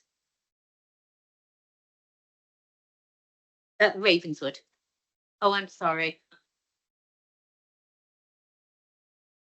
What accounts for that? As Mr. Pycroft pointed out, you've got 50 year one, and then you've got 100 year two, 30 year three, two of which the first two are falling within the 5-year period. Yes, thank you. Just in discussion, I understand the lower levels in the last 2 years are really about the often sites sometimes have a bit of tail off. There's not any specific threshold or barrier to delivery which is restricting delivery in those sense. It is frankly an officer best estimate of the likely delivery rates over that period. Okay, so have you got a projection from the developer on that one? We've been in discussion with Homes England about the likelihood. They are content with what we've put forward here, but I can't point to a specific cause for which is resulting in that trajectory. Okay. Yeah. Okay. Thank you. Mr. Henshaw. Thank you very much. Just a couple of points on that. Again, I agree with Mr. Pycroft on the issues to do with deliverability and clear evidence, etc. Just the point about the lumpy delivery of that site, and I'm not clear where 100 comes from all of a sudden, and it's a Homes England site. How many developers are going to be likely to be on site? We go to the old issue about how many dwellings will a single sales outlet deliver over each year. If there's only one developer on there, you would generally say approximately 50, including affordable housing, approximately. But where's the evidence to suggest that there's 100? Will there be 2 developers on that site, or 1? Or yeah, it's just unclear on that one. So I think the number 100 doesn't seem to have any clear evidence at all. No. Okay, I've got that point. Thank you. Okay. I don't have any other query. I've got the written evidence before me. I don't have any other queries on that. We will pick up on the detail of the sites next week, but I don't want to deal in detail with anything that I've dealt with today. Could I just before we break, because it's a logical place to break, no,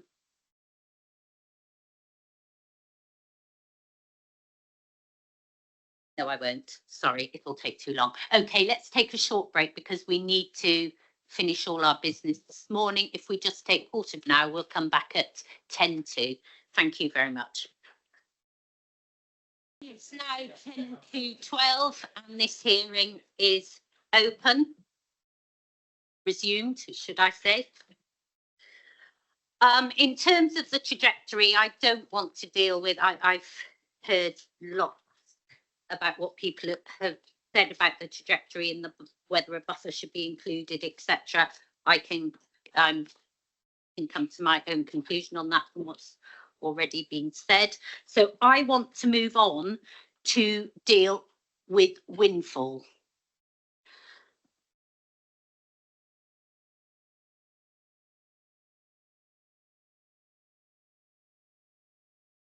Because the trajectory includes windfall. And just to get to the nub of it, the windfall allowances, market towns are 90, large rural settlements 50, and then intermediate rural settlements 20. And you say you carried out a windfall assessment 21, analysed things 2012 to 19. In that, you discounted Sheila sites, garden, land, etc., and that was to ensure no double counting. What you did was you nuanced those figures looking at spatial areas, and you divided them up. Can you just tell me about that part of the work and how these nuanced figures, so market towns, larger rural areas and intermediate rural settlements, larger rural settlements, intermediate rural settlements, tell me that part of the work. Yes, ma'am. So the windfall assessment study, I don't have the document number, but No, don't worry. I can't access it, but I have seen it. right. In the conclusion of that, there's a table that looks at where the windfall's likely to arise. It's the pages aren't numbered, unfortunately, but it's immediately above paragraph 6.1.5 in that document towards the end of the windfall assessment. But that was being done because that was done as part of the relatively early evidence base. It used the spatial areas and the settlements in the current local plan, the existing local plan, not what we've got now. So it broke it down into Winchester town, which is fine, that stays the same. South Hampshire, there wasn't any anyway, and then MTRA2, 3A, 3B and MTRA4. And it's those areas that have changed a bit because we've now got some additional small settlements included in the MTRA area. So basically what we've done is tried to make sure that the split between the MTRA settlements adds up to what the windfall study said would happen in that area. It has meant that the figures for each settlement, when you look at them individually, we've put them in the tables for each settlement so you can work out what the total provision is, but they should be taken as very provisional. I think you're coming on to my next question. Yeah, because what we tried to do is put in the same figure for the same category of settlement. We're not saying that absolutely 20 windfall dwellings will happen in wherever. Because you're saying that it's the overall figure. Yeah, they add up. I understand that, yeah. To the right totals for the market towns area as a whole. So that addresses, do you feel that addresses the concern with regard to Wickham and the windfall allowance? I read representations about Wickham and the windfall allowance, and it isn't realistic. What is the consequence of that? None really, because those tables for each settlement are purely for indication of how much development might be. The actual development targets are for new sites, and that is why they're for new sites, because each settlement will have different levels of commitments and windfall and so on. So they are purely indicative. The key thing is that the district total is 115 a year, and that's broken down into the three sub areas. They add up, but the settlements individually are very indicative. Okay, so they weren't based on any FASTI studies or anything like that? Well, the original windfall assessment was, but it did it for groups of settlements, and the difficulty is those groups of settlements are slightly different now. And how have you dealt with that? Well, that's where we've had to try and make sure that the totals add up to the right amount, so it's split between settlements at the same level. So settlements at the same level get the same windfall allowance, make the totals add up. I understand.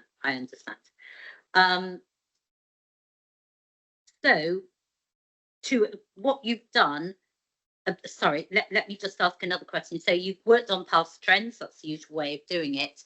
What evidence have you got that those trends will continue into the future? Yeah, so that's the windfall assessment. It goes into a lot of detail. So it's looking at what has happened in the past in terms of the sizes of sites, where they are, the settlement category that they're in, and the types of sites. So it breaks them down into, is the windfall coming from garden development, redevelopment of houses, changes of use, open space, whatever. There's a whole load of detail there. And then what we've done is not just project forward what happened, but say, okay, well, these types of sites are the main source of windfall in particular types of settlements. Are they likely to continue or not? And for some of them said, no, you know, what's in there is probably a one-off. It would be dangerous to rely on that. But there are other types that we think will continue forward. So it's basically an assessment of what is the scope to continue windfall on different types of sites. And on what basis did you make those? Because that's the exercise of professional judgment, isn't Yeah, it? But on what basis did you make that judgment? Well, for example, there are things like changes of use of commercial buildings, which in Winchester might be an important source of development, but isn't particularly relevant for some smaller villages. There have been sort of relaxations of permitted development and prior notification procedures that we foresee continuing. So those sites may continue. In fact, they may well be relaxed further. So it's really, you know, looking at, well, what is driving each type of windfall site to come forward, and is that likely to change in the future? And you know, ultimately, as you say, that is a matter of professional judgment and projection. And in doing that, have you taken into account the adoption of the plan and the plan's policies?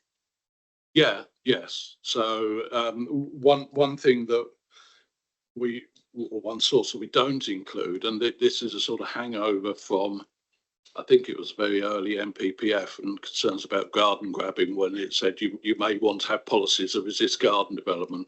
I mean, we haven't got those policies, but we haven't projected forward development of gardens. I've seen that, yeah. Because we probably should, but we haven't. So yeah, I think things like that we have taken into account. Obviously, there's the viability assessment of the local plan as well, which was undertaken on various types of site typologies, types and sizes. Okay. In particular, things like, for example, BNG and that sort of thing. How have you taken that into account? Not specifically, because many of these sites are likely to be small sites that won't be providing BNG on site, so that they are likely to be a financial contribution, if anything, which is taken into account in the viability assessment. Okay, so sorry, so that's reflected in the viability assessment. What else?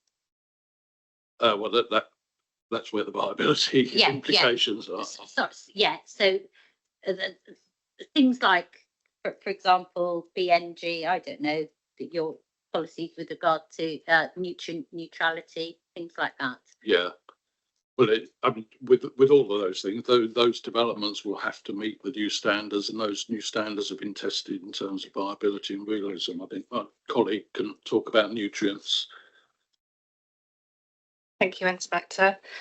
Just to say that in terms of nutrient neutrality, windfall calculations have already been taken into consideration in the nutrient budget that's produced for the local plan, and that's in the habitats regulations assessment.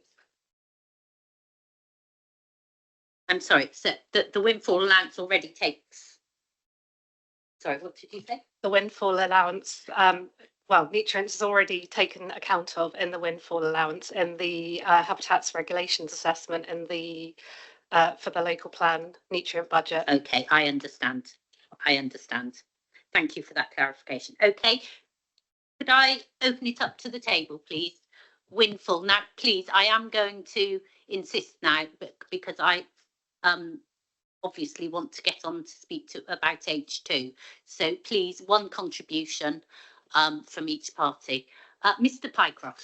Thank you, Madam. It was just a quick point, and you'll have seen in our statement for this matter that it's about the application of the windfall allowance in the trajectory, and in particular in the 5-year housing land supply trajectory, and ensuring that there isn't double counting with known windfall sites, the small sites with planning permission, and as a result of that, there should be a reduction of its inclusion in the 5-year supply, and that has a knock-on effect as well for the plan period supply. Okay. Yeah, that's the point I was going to come on to. So what you've done is you've included your windfall. You've said you've made an allowance to ensure no double counting, but you're taking account of it 26, 27. Now, you know, the planning permissions that are in the pipeline, etc. Is that taking account of all of those? So you've got a 2-year lag. Yes, Usually Mark, it's we something like think it 3, is because, isn't it? yeah, we've got this is all at a base date of April 2024. So anything that didn't have permission then and comes forward between then and when we start including windfall, which I managed to lose. Here we are. 26, 27. So that in that 2-year period, any permissions will contribute to windfall.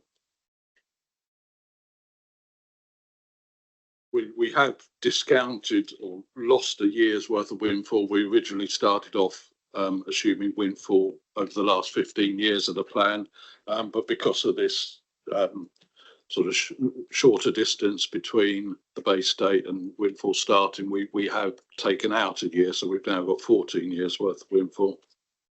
But you know that is what we use in the authorities monitoring report. That's what we've used at appeals to do with housing land supply. We think that's a realistic assessment. Okay, so your answer to that is you have taken it into account. Yeah. It's applied for the last 14 years, and that's based on a base date of 24, which evidences what is included. Okay, I understand that point. Mr. Pendroff? I'm just trying to clarify on that point because Appendix A of the council's submission for matter 4 has got 115 dwellings for the local plan area windfall allowance in that year. So if the base date is going to be 25, that's going to be lost, is it? I presume that will no longer be included because the council's already acknowledged that 2 year it shouldn't include windfall allowances in the first 2 years. Well, what I'm saying is the base date of all of these figures are April 24.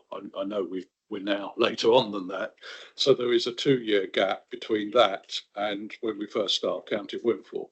Obviously, as this is rolled forward to update the base date, then yeah, we'd lose a year of windfall each time it's rolled forward. But then they will turn into planning permissions. Absolutely, and I understand it's just a mathematical point. Just that needs to be updated as part of any further submission.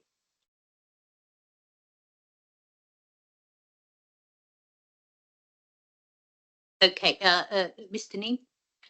Thank you.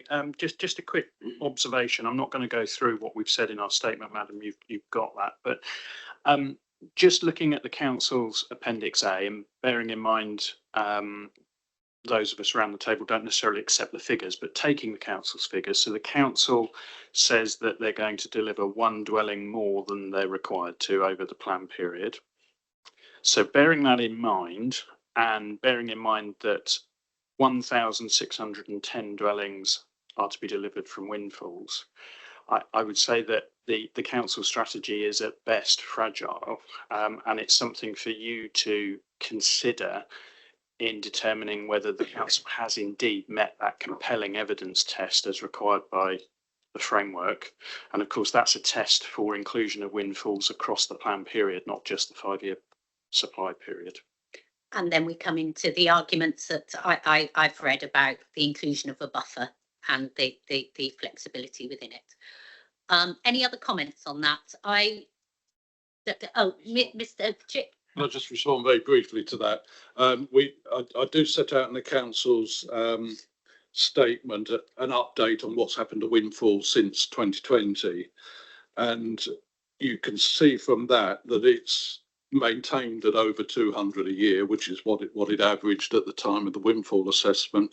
I have actually looked back, and it's been over 200 a year, well, for as long as I can look back. And I certainly know from experience that every local plan we do, we get the argument of, oh, windfall sites will dry up. You need to discount it. And that's what we've done in the windfall assessment. I think that comes up with a very safe or cautious assessment. Personally, I would say the best the most accurate assessment is just to continue the 200 plus a year that we actually see happening. And I would say the difference is actually the buffer, and that's what's happened in that information I gave you earlier, where in the existing local plan, some sites have dropped out or dropped beyond the end of the plan, but actually Windfall has come along and actually made sure that we have more than we need. And so, I would say we don't need, so long as we can show delivery of the sites and the sources of housing that we suggest will happen, then we don't necessarily need a buffer. But you can hopefully be assured that windfall estimate is very much a cautious one. Can I just say, it's a matter that's come up in several places about, well, what you need are new allocations, particularly new greenfield allocations. What we need is housing. The people occupying these houses don't care whether they came from a new greenfield allocation, an old greenfield allocation, windfall or whatever. The requirement is to provide housing, and the reference to boosting the supply of housing is to achieving the right amount in terms of the standard method and the unmet need. So that, the key thing is, are we providing the right amount, and are the sources that we're suggesting realistic? Yeah, got that point. Very quickly, please. There was reference there to the buffer. I just want to be clear which buffer we were talking. No, what we're talking about is whether a buffer needs to be applied to the trajectory, not 5 years. Not the buffer, the previous buffer. Yeah. No. Can I just be clear about the windfall? The windfall goes back and looks at the past trends, and you rely on that obviously to show empirically what will go forward. Yeah. Just on that point about the supply, there was a period where there were, let's take the Carla site. That site, I think, as people have told me, it wasn't just the last plan, it was the plan before that. And it didn't come forward for a very long time. So you inevitably have windfalls when allocations don't come forward, because the market inevitably responds to the complete absence of any forward supply. So you'll have higher windfalls in those periods. And then the council wants the plan go back to 2020, which is convenient because that's when supply was better. But if you're going to go back and say, well, we should include these allocations, why not take the plan back even further to the period where they weren't delivering? The fact is that heavy delivery in recent years is delivery which should have taken place about 10 to 15 years ago.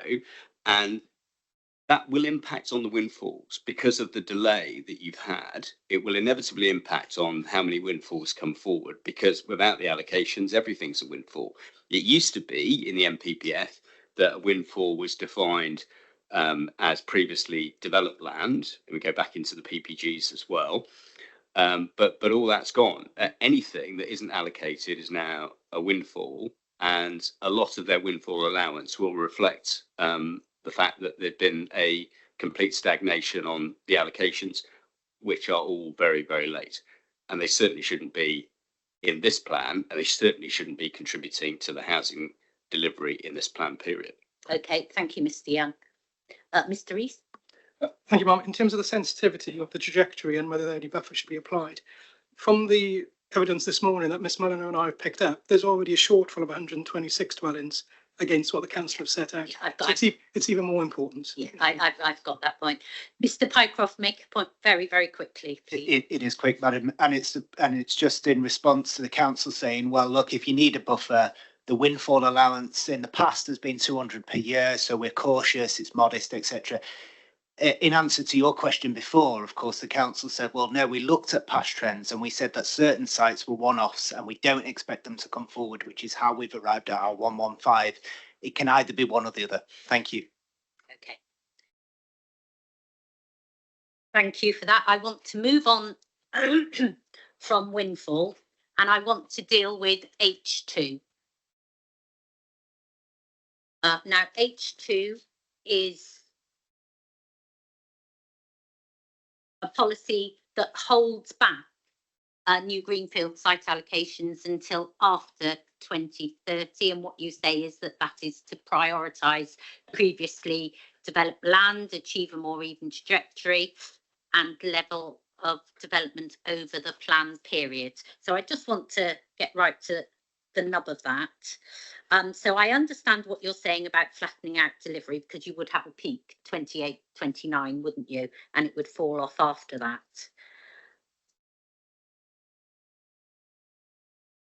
No, I won't ask this because many other people will say it around the table. Okay, and then you, the other reason that you give is to help address infrastructure requirements. What infrastructure are you talking about that? What evidence do you have that it would lead to capacity issues? Thank you, Inspector. I can answer this one. The two main infrastructure issues really are nutrient neutrality. The phasing really takes account of the effects of the LURA in terms of the best available technically achievable limits that are coming in from 2030, where those best limits have the effect of reducing the amount of nutrient mitigation that's required for sites coming in after that 2030 period. Just to say that that methodology has been agreed with Natural England in the Statement of Common Ground and incorporates the changes to the permit limits for wastewater treatment works that are incorporated in the LURA.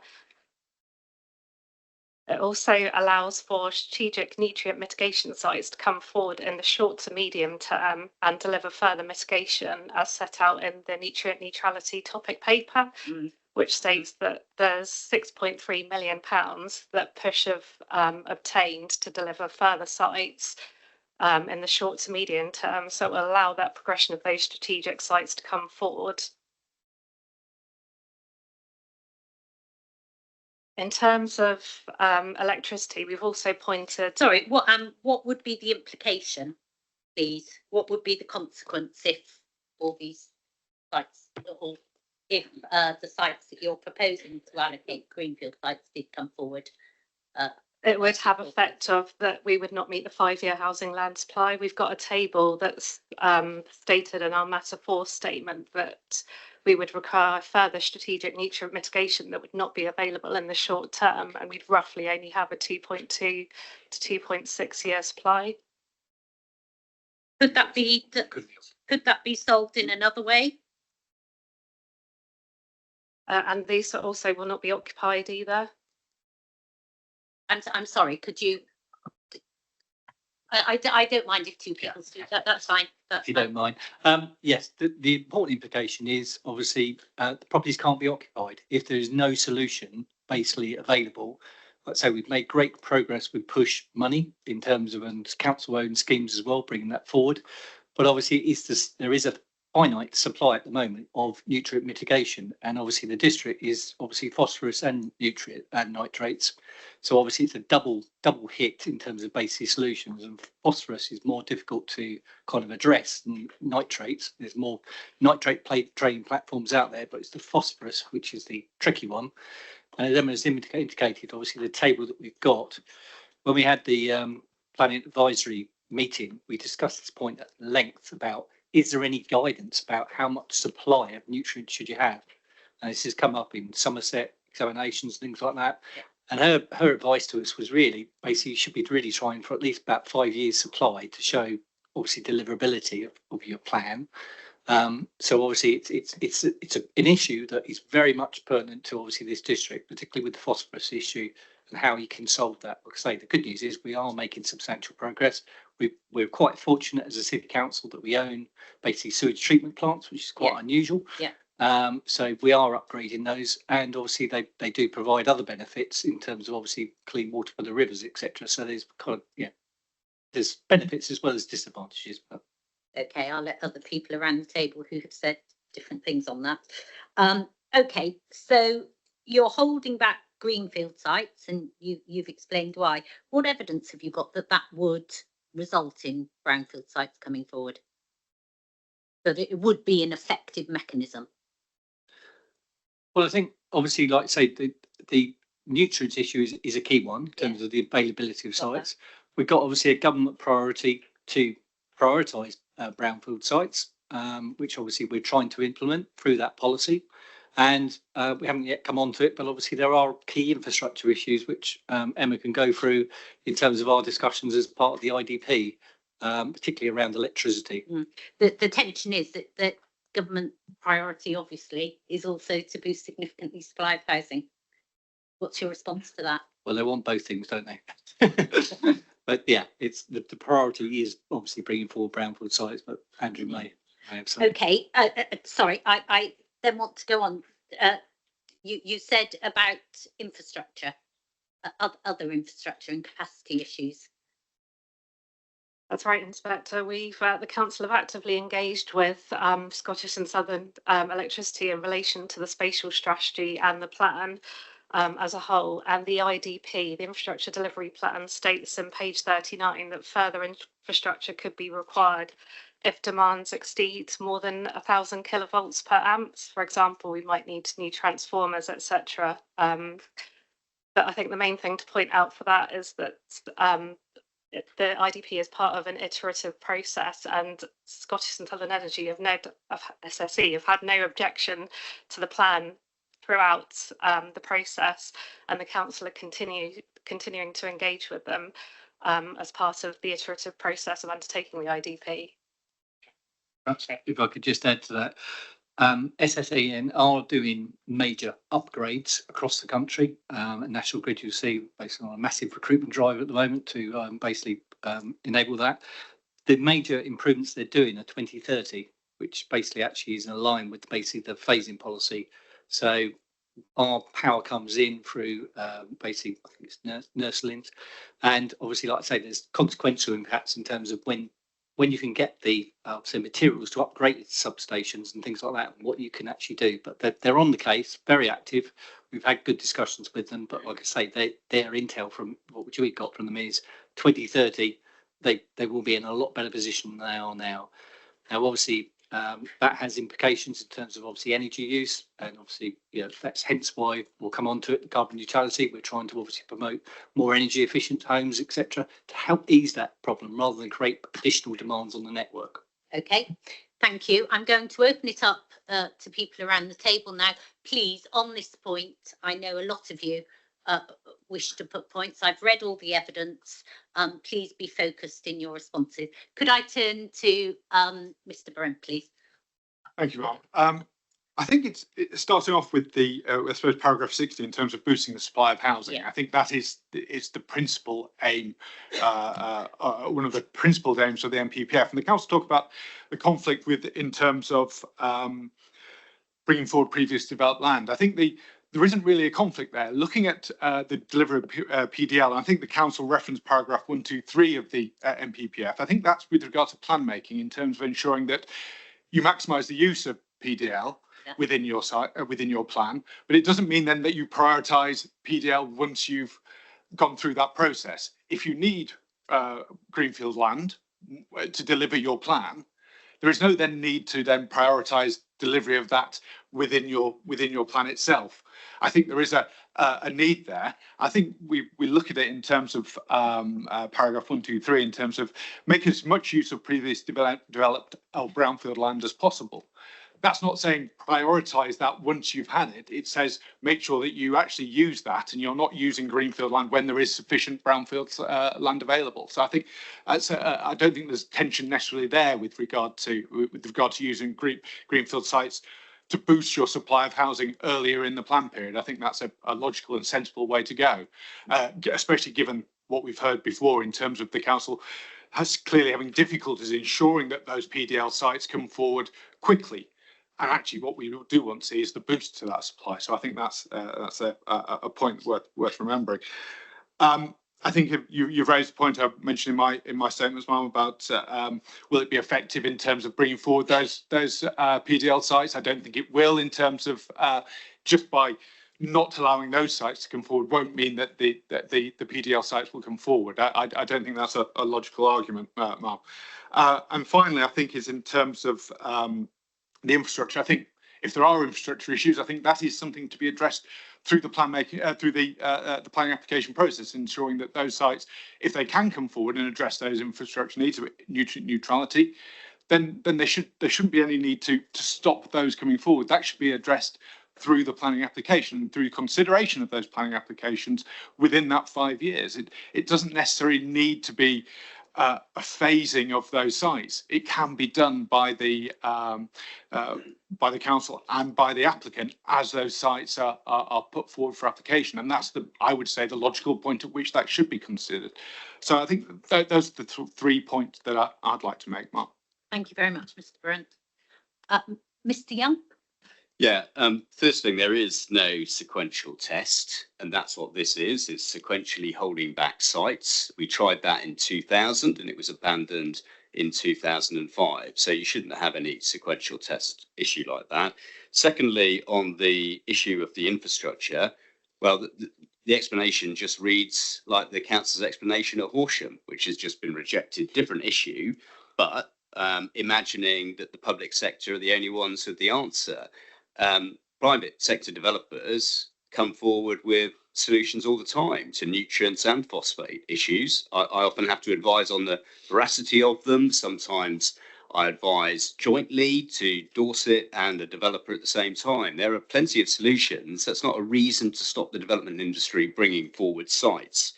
Thirdly, though, and perhaps most importantly, this plan has nothing to do with anything after 2030. This plan has got no relevance after 2030. I know it was rejected yesterday, and so well, Mr. Young's making it up as he goes along.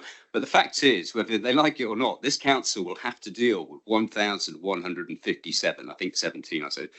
And that number should be clear in your mind, if I may say so. That's the figure that this plan is going to be ignoring for 10 years of the plan. And 2030 and delaying sites until then has nothing to do with this plan. These sites are effectively being ignored in the context of this plan. This plan is only relevant for 5 years. It's based on an artificially low number. I appreciate the government have allowed it under a transitional arrangement. But let's just think about what's going to happen. We all agree these sites take time. They take time to get outline planning permission and so on.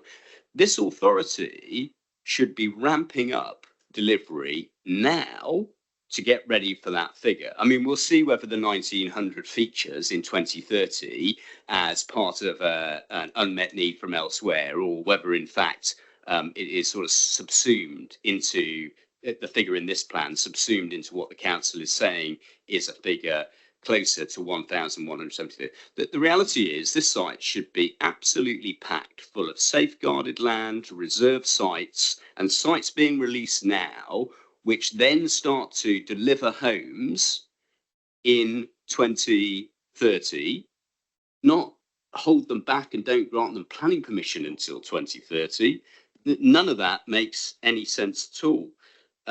And then finally about, what's the evidence for brownfield, holding back greenfield sites to help brownfield sites? There's no evidence. We've been round that track. Nobody's ever come up with any evidence that credibly suggests that. Added to which the site opposite here, if it ever does happen, that's city centre flats. That's not going to be family housing.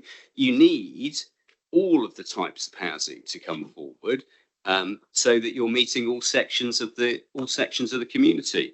So absolutely no justification for this. And actually, what you're really doing, and I'll be blunt about this, is you are storing up trouble and ignoring the figure that we really should be talking about for 10 years of the plan. But apparently, we're not meant to talk about it because it's irrelevant. Well, if it's irrelevant, then this plan is irrelevant beyond 2030. Okay, thank you, Mr. Young. Mr. Reid? Thank you, Ma'am. I've got quite a few points to go through with you, but I think there'll be of assistance. I was a planning director of an SME in Winchester. I have lived and breathed nitrates and nutrient mitigation for the last 6 years. My livelihood depends on it. The development industry and the private sector have done the heavy lifting for, I'd say, 5.5 of those years, bringing forward mitigation schemes and identifying opportunities to do so. And there's a good reason for that. It's because landowners have an opportunity to make significant sums of money from providing nutrient mitigation to the development industry. And that's what's been happening for the last 5.5 years. It's great to see the council coming forward with their own scheme. It's been really well received. It's a little late, in my opinion, but it's very well received to come forward. I've got to take issue. It's not a finite quantum of mitigation. It's continually changing. So to give you an example, we've established our own credit scheme at Alfred Homes on a development that we've done. So we've created 5.5 kgs of phosphate mitigation and just over 40 kgs of nitrate mitigation through our own DD and work. That came on stream 3 months ago, so it won't be in the council's figures. We've used that for our own sites and other sites as well. We've been approached. The Grange have just brought on stream their own site as well. So this is an ever-evolving source of credits that will continually come forward. It is certainly not a finite resource. And then we look at the principle of it. So just in terms of nitrates, if you've got 10 sites coming forward or 20 sites coming forward at the same time, they still have to all show nutrient neutrality. Just because you hold 10 back doesn't mean that the other 10 get an advantage. It's about the delivery of those credits on a continual basis. I'll pick up on the Scottish and Southern point because it actually sounded like Scottish and Southern were showing opportunities to actually meet the demand by identifying infrastructure improvements in respect to the transformers. They weren't saying we can't deliver anything. In fact, there's a danger of the tail wagging the dog here and saying, look, there's our plan, Scottish and Southern. Are you okay to deliver the energy improvements later on in the period? Oh, yeah, of course we will. Can go the other way as well. 5-year land, I've got a few more points, Mum. 5-year land supply. I've done this job for a long time and I've never known that the concept of holding sites back to improve a land supply position or the prospect of releasing land for development to actually hinder a 5-year land supply position. You've asked the question about the prioritising of the brownfield sites. So we've got the 3 in Winchester, so John, Central Regeneration Area, Bar End Depot, Station Approach, 1 in Littleton, so John Moore Barracks. They are contributing in the 5-year period 205 dwellings. So that is 4.5% of the total number that the council say is coming forward in that 5-year period. It's a tiny, tiny number of what, because these sites are so complex in terms of the delivery period coming forward. So these greenfield sites are not going to prejudice. There's 205 units coming forward. That's all. Ma'am, we also touched upon the timing of the local plan review. So just to pick up on, and I know you can't go to it, but paragraph 1.70 of the council's hearing statement, and I'll quote, says the phasing policy will give time for the local plan to be reviewed so as to provide the higher housing numbers required by the 2024 standard method. But we know that that plan is going to be adopted in 2028 because that's what the council have told us. So is it the case that the council are then going to hold these sites back for another 2 years after adopting the next local plan at a point in time when they should be accelerating significantly the supply of housing? Policy is completely contradictory to the current climate we're in. My last point, and this is a really important one, is geographical spread. Right? So this is a district-wide constraint. Those regeneration sites, of which the City Council own, are largely in Winchester and 1 in Littleton. Yeah. But this applies to the whole district. So I'll give you an example of New Alresford, which has got its neighbourhood plan being held back by this policy. There were 2 houses completed in Alresford last year. 2. As a major market town in this district, it's in my figures, it's in the council's figures, it's in their topic paper. Yeah, I've seen it. There's further to that. In 2011, there were 500 units identified for New Alresford to come forward to meet housing need. 58% of that is still to be provided in the last 14 years. It's unbelievable the lack of housing delivery we've had in New Alresford over the last 15 years. And we're sat here talking about delaying another 100 units for the next 5. It's completely contrary for local, economic, social, so many different reasons. Okay. And ma'am, you removed the question, does it comply with national policy? You actually took that out. It's the antithesis of national policy. I get that. Thank you. Thank you, ma'am. Sorry, would you mind turning your Mr. Billington, Simon Holmes? Thank you. I endorse what others have said, so I'll try not to repeat them. Thank you. Thank you. But I think the key things to add is that the suggestion that that sites won't be allocated or be able to come forward until up to 2030 implies that council is suggesting those sites aren't sustainable development before 2030, which seems farcical because it suggests that come 1st of January 2030, suddenly they become a sustainable development that's likely to be acceptable. I think it's worth just thinking a little about the sort of hypothetical situation of an appeal, for example, where one of these sites comes forward before 2030. How would an inspector in that instance consider the arguments when they've got a site that's nominally allocated in the plan, but maybe is held back by this 2030. Are they really going to be dismissing the plan, or is the council really going to be refusing an application because it isn't meeting that 2030 to come ahead before 2030? I think I can't see any reasons that the council will be able to give to really refuse an application robustly based on that matter. As I said, I endorse what the others have said in terms of the nitrogen mitigation, and SD 10H, which talks about the nitrogen mitigation, confirms that areas for East Hants has sufficient capacity to deliver nitrogen mitigation, and obviously a large number of the sites, Denmead, Bishop's Waltham, they are in areas within the East Hants area that has sufficient capacity for nitrogen. So that doesn't seem to be a reason to delay sites coming forward there. I think others have covered the other points I was going to raise. Thank you very much. Gladman, Mr. Agnew. Thank you. I endorse much of what's been said already, so I'll try and keep my points focused. My points specifically relate to the actual wording of the policy. When you look at it, when it says there'll be no permissions on these sites until 2030, and obviously there'll be a lag. Sorry, I'm just going to turn that up.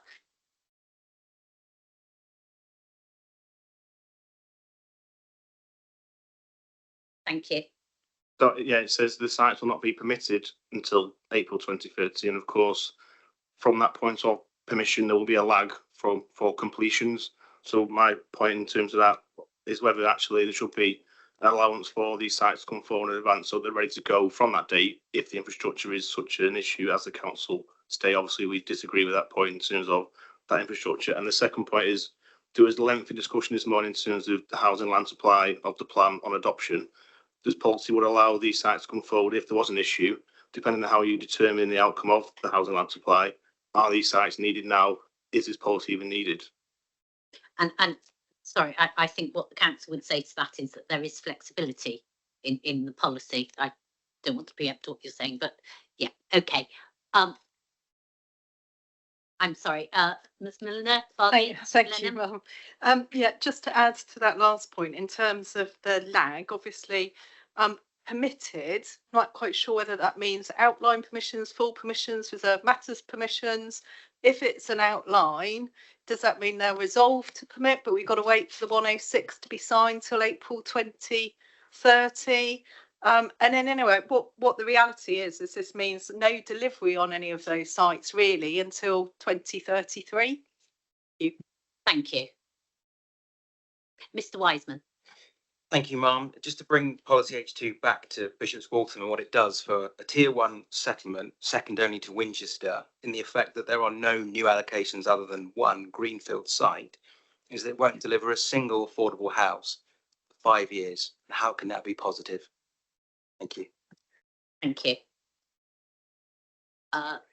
Very quick. Yeah, so it's really just bring it round. I think it's from all the points that have been made. I think it's what's lacking in this policy is understanding of the context within which Winchester is sitting in terms of this local plan, in terms of what will be needed in future, the level of affordability, the sheer lack of affordable housing coming forward, the sheer limited, the affordability being so poor within this area. And I think it's looking at that context and then suggesting this policy just seems out of step with what the expectations are, especially given what we all know, the letter that's come from the Secretary of State in July last year in terms of what her expectations are of local authorities in terms of ensuring and boosting the supply of housing. And this just seems completely out of step with that. So I think it's just remembering that context within which this whole plan is being developed, but this particular policy in terms of H2 and discussion here is completely out of step with what the expectations are.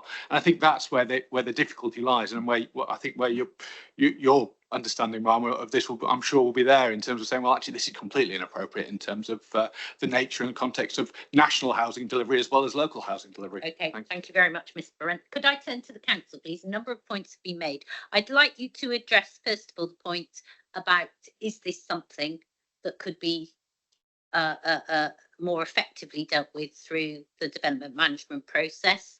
The point that was made about the private sector and the contribution that the private sector are making, particularly towards nutrient neutrality. there are a number of points. Again, the point that you make about giving time for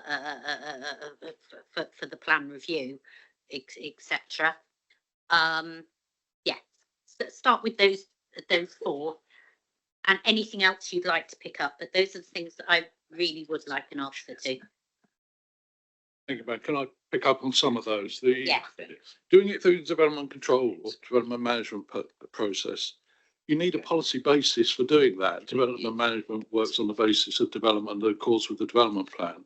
I don't quite see how we would, I'm not sure if this is a suggestion, but if it is, I don't see how we would hold back sites by, I don't know what mechanism, not determining planning applications, putting conditions on. However we do it, we need a policy basis to justify doing that. If the point is that developers can bring forward nutrients and other solutions through the development management process, yes, we accept that, but you know, we've made an assessment of what that's likely to be. Sorry, I think that was the point that was made. Right. So you've got a policy that's controlling that. Obviously, that would relate to any greenfield site that was coming forward, and could be dealt with in that way. Yeah, I'll let my colleague deal with that Thank one. you. But on the 5-year land supply and giving a chance for the new local plan to come forward. Yeah. That wasn't one that was mentioned originally, but it has been raised, and I'm glad it has, because that's an important one. Firstly, the local plan, you only need to look at the trajectory. The plan is proposing high levels of development in the first, 3 quarters really, up to about 2033, 34. Falls off, yeah. Way above what the current standard method is. In fact, over that period, it's over 80% of what the new figure would be. Not that we're claiming that we fall in that category as a whole, but you know that is where the majority is. Now, if you didn't have this policy, what would happen is that would compress into fewer years. So yes, you would have a bit better delivery in, say, the next 5 years, but you don't need it in terms of meeting the current and standard method on 5-year land supply. What we do need is, once this plan's adopted, we will have a new housing requirement set by the local plan, and from next year we will have to add a 20% buffer to that. To achieve that, we're going to need about 800 dwelling completions a year. And if you look at the graph that was in the council statement, you can see that with the phasing arrangements, that can continue up until about 2033, 34. So when you're looking at 5-year land supply, look 5 years in advance of that, we can maintain a 5-year land supply till about 2028. Without it, we start to fall below the 800 mark in 31, 32. So we gain a couple more years of being able to meet the requirement under the new MPPF. Yeah. And obviously that's important for the new local plan as well. I mean, obviously the new local plan is going to have to make a lot of allocations and increase supply substantially, but it can't do that overnight. I mean, it's amazing listening to this discussion. You think that getting a local plan allocation or planning permission makes things more difficult to come forward. All the people who haven't got them have got sites that can come forward tomorrow. All the sites that have got planning permission and local plan allocations have got problems, apparently. But, you know, it will take time to bring forward the new sites needed to the level that we have to provide. And this again gives a bit of scope to do that. You could blow it all in the next 5 years, say, or less than 5 years. But then you have an even bigger problem in terms of maintaining delivery after 2030.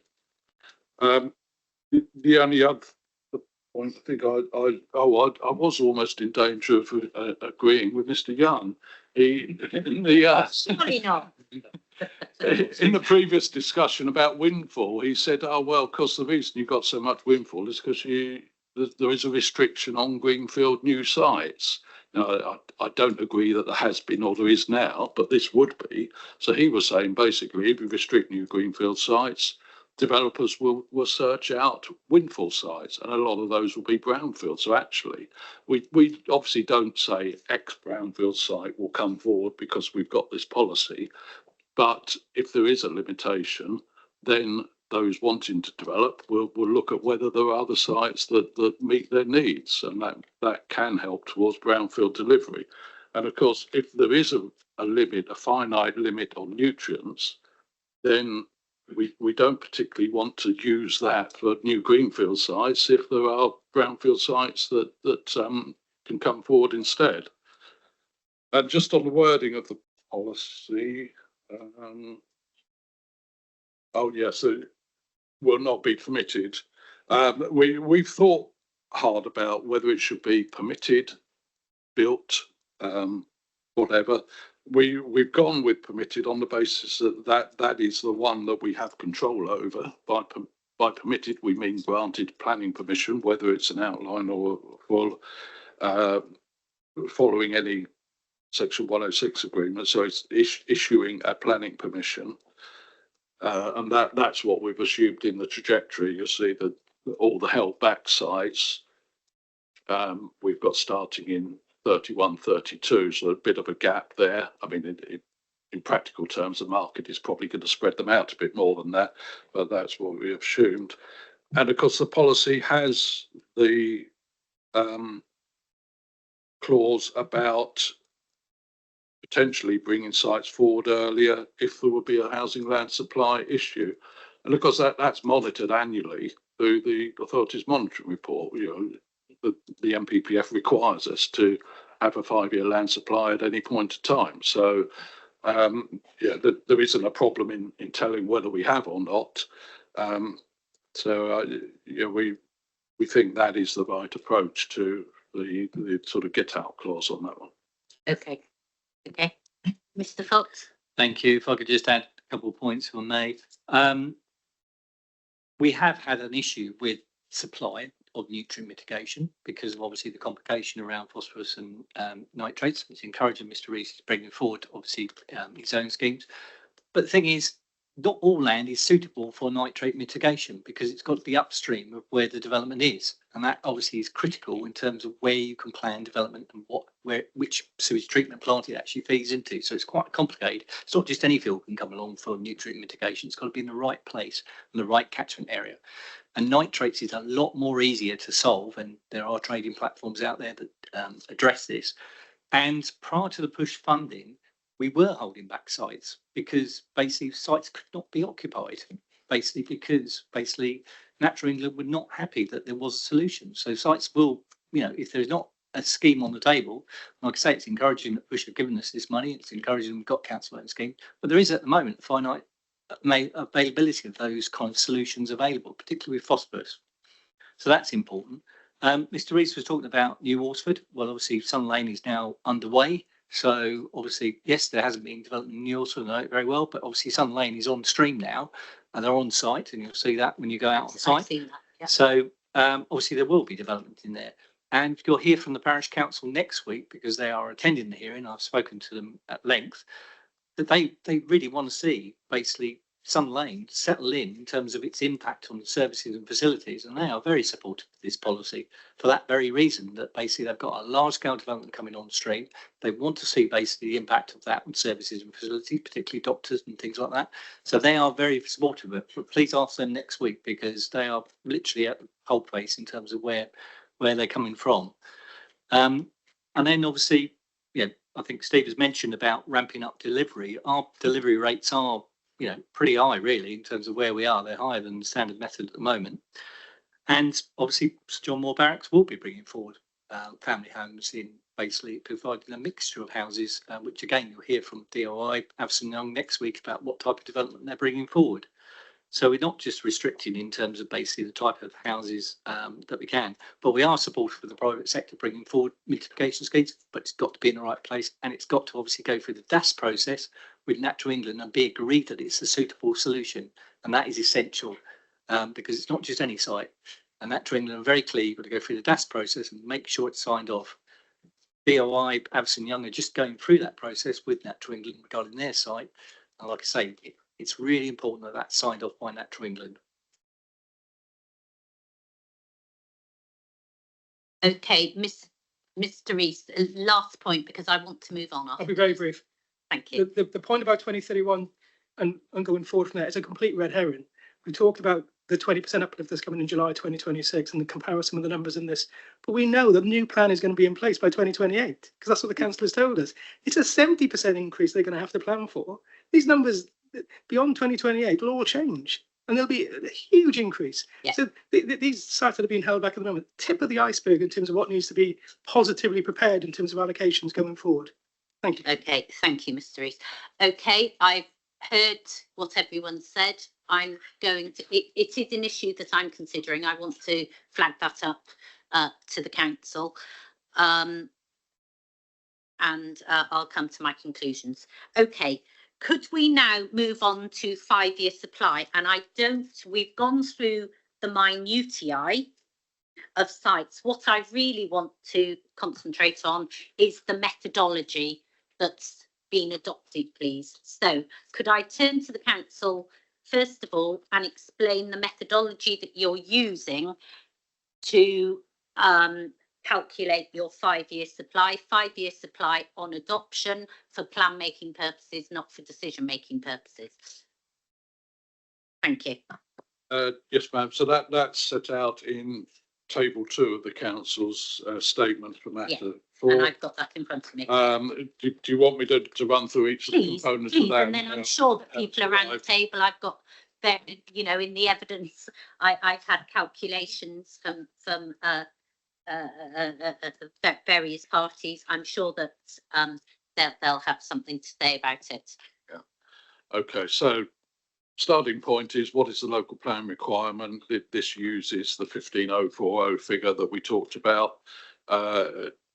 We've discussed how that is also based on what the supply is in terms of unmet needs, but that the council's position is that is what the local plan requirement should be, and that is the starting point. We then this is doing the assessment as of April 2025, which is we think the nearest point to adoption of the plan. So we look at completions up until then. Obviously we're looking at a start in 2020, so we take off all the completions up until 2025.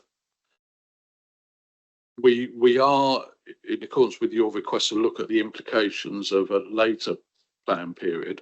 We are looking at that, but I can tell you now that from what we've done so far, it doesn't actually change 5-year land supply, because all you do is take a number of years off the start of the plan period and not count the completions. So it doesn't actually make any difference in terms of 5-year land supply. So we end up with a local plan requirement of 10,186. Divide that by the number of years remaining, gives you an annual requirement. You can get a 5-year supply, a 5-year requirement from that. But the key thing is compare the annual requirement to the 5-year supply, and that gives us 6.6 years. Okay, and then there are different calculations, aren't there? You've done Sedgefield and you've done. Yeah. I mean, we do Liverpool because it seems to come up with a more sensible solution. So basically, the Liverpool method takes off past completions and then spreads the remainder over the 15 years. That's what we do here. Yeah. Under Sedgefield, I mean, Sedgefield obviously is only supposed to apply where you've got a shortfall.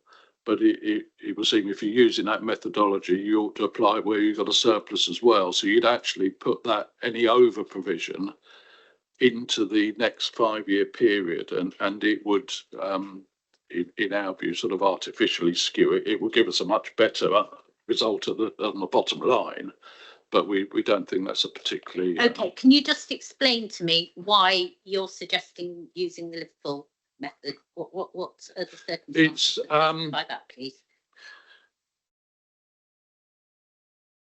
In our view, it deals better with where you've got either a significant shortfall or surplus at the start of the plan period. in the last local plan, we had a slow start to development, and we had, you've heard people talk about under delivery in the early years of the last local plan. The local plan inspector there and appeal inspectors since have agreed that in that situation, the Liverpool approach is better because it spreads that shortfall over the rest of the plan period, which is when it's intended to be made up. I think we would argue the same applies if you've got a large surplus or a large over provision at the start of the plan period. That will come down to meet what your total requirement was by the end of the plan period. So it's more logical to spread it over the whole local plan period. Okay, I want to open it up to the table now. 5-year supply, I want to deal with the methodology. Mr. Pycroft, please. Thank you, Madam. So yeah, a few points on the methodology, and it's set out in our hearing statement, starting at paragraph 1.24, and it's this point about should the oversupply in the previous years to the base date for calculating 5-year housing land supply reduce the 5-year supply requirement going forward. And effectively, I understand that the homework item that the council is going to do, looking at whether the plan period will change, that will affect the 5-year supply calculation, because of course that oversupply would be reduced. But our overall point, I won't repeat all of the points in here, but our overall point is it's a matter of planning judgment whether oversupply should be netted off the 5-year requirement or not. We say it's not, in the context of, we've heard many times what the actual local housing need is under the new standard method, current standard method. Why would you look as the council to reduce your figure yet further when you know what's coming around the corner? Is the first point. The second point is about how the housing delivery test, aside from 5-year housing land supply, the government will be expecting, if this plan gets adopted, the government will be expecting either the 752 or the 756, whichever annual figure it is per year, not 679, which is what the council is using in its 5-year supply calculation because of over delivery in earlier years. The second issue that we have in terms of the methodology and the council's calculation that they've just been through is obviously there's no buffer. Currently that will be 5%. I appreciate that we're looking at the December 23 framework, but in practice, of course, we for decision-making purposes, a buffer will apply. It's currently 5%. It's going to go up to 20% in July of 2026. So they're the points, Madam, on the methodology. We don't need to go through the sites clearly because we've been through those already. But just in terms of the calculations that we've provided, they are on page 11 of our Matter 4 statement. Those figures will come down a little bit from the councils because its 5-year housing land supply figure has come down. But effectively, without the oversupply and with a 20% buffer, even if it's right on all of its sites, which we say it's not, they won't have a 5-year supply. Thank you. Okay, but for plan making purposes? For plan making purposes, much will depend on your conclusions in terms of the oversupply. Yeah. Bearing in mind in the back of your mind that a buffer will apply on adoption of the plan, irrespective of the framework that you're bound by to consider it, and also your conclusions on the deliverable supply or otherwise. Of course. Thank you. Thank you very much, Mr. Pycroft. Mr. Nee. Thank you. I fully endorse everything Mr. Pycroft said. Madam, you'll see I have undertaken the exercise that you've asked the council to undertake, and that's trajectory 3 that I've set out in our appendix. And it's quite plain that when the calculation's undertaken using 756 as the correct figure, that there is at no point during the plan period where the council, for plan making purposes, will be able to demonstrate a 5-year supply, and that's quite clear. That's really the main point I wanted to pick up, because I think Mr. Pycroft has actually stolen my thunder on everything else, so I'll stop there. We'll ask you first next time. Mr. Henshaw? Yes, I don't want to cross over again, but yes, what Mr. Pycroft has raised. And I've missed some of the sessions, so you may have had these points made before, but there is case law dealing with over provision. So the Tewkesbury case versus Gladman. There's also a further one, Gladman versus Daventry. The High Court upheld the inspector's decision for the first one. There is no policy basis in the MPPF or PPG to reduce the 5-year housing requirement due to past over delivery. The second case touched on the same themes, but not quite as directly. And the judge emphasised that housing need is a rolling, future-focused obligation, not something you can offset with past overachievement. I tend to look at the local plan system, and I've worked in it for many, many years, etc. It's slightly bizarre when you explain to people that you're actually planning for a period of time that is already gone. And this is exactly what's happening here. So for 25% of this local plan, it's already built. It's done. It's an as-built local plan. And you talk to people about and explain the world you live in the local plan world, and they think you're nuts. Why are you planning backwards? They say. And I think this is a classic case of where we're planning backwards to look forward. Yeah, we've had that. We've had those arguments. Thank you very much, Mr. Henshaw. Mr. Rees. Very brief, Mark. Numerically, whatever you conclude in terms of the oversupply, supply cross point is absolutely correct. There will be a numerical change in respect to the council. I'm sorry, Mr. Rees, could you speak up? Sorry. There will be a numerical change in the council's position on 5-year land supply once you've come to your conclusion on the oversupply at the start of the period. Yeah. Okay, sorry, can I just go back to the council? Is there anything that you'd like to pick up on that, the oversupply being taken into account? Should it be taken into account? Sorry. Sorry, the oversupply, should the oversupply be taken into account? Just one point from me, just to set the terms of the debate. There's a reference in the Bloor Homes Matter 4 statement from Savills, page 11, talking about the Tewkesbury case, suggesting that the case says that the MPPF does not allow passover. Well, that's not quite accurate. What the case says is that it doesn't require it, but it is permissible as a matter of planning judgment. Yeah. Thank you. Thank you. Could I have a view from the council on that, please? Sorry. So oversupply, I mean, we've obviously discussed that already, but in terms of 5-year housing land availability, the requirement is to test whether we have a 5-year land supply against the local plan target and the local plan trajectory. So what we have here, I mean, it's actually incorrect to suggest that what we've included in our 5-year land supply is the standard method figure. It is the 7.5. Well, you can see from the start of the table, it's a 15,040 figure, which is 752 a year. So whether it's 752, 756, whatever it is, we are testing the availability of supply against the local plan requirement.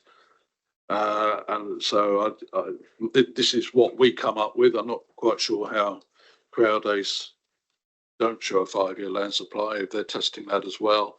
And as I say, if you start the 5-year calculation April this year without any previous account of development, it doesn't make any difference. Or we'll have to double check that, because that did seem counterintuitive at first, but having thought about it several times, it is because the requirement has gone down, and so has the past completions. So it doesn't actually make any difference. Exactly. I mean, we keep hearing the point about what the government wants, what's coming next. I mean, we know what's coming next. The government has set out transitional arrangements, and a 20% buffer is coming, and that obviously moves us on to what happens then. But in terms of 5-year land supply, you can see by comparing the 5-year requirement to the 5-year supply, you know, we would have to lose a huge amount of 5-year supply to be in difficulty in terms of 5-year land supply. Okay. Thank you for that, Mr. Opachik. Have I got that right? Oh, thank you. Eventually. Okay, it's, good timing. 1 o'clock. This session is now closed. Can I just thank everyone for who participated? Comments were very helpful this morning. Thank you very much. We'll start back at 2 o'clock this afternoon, and this hearing session's closed. Thank you.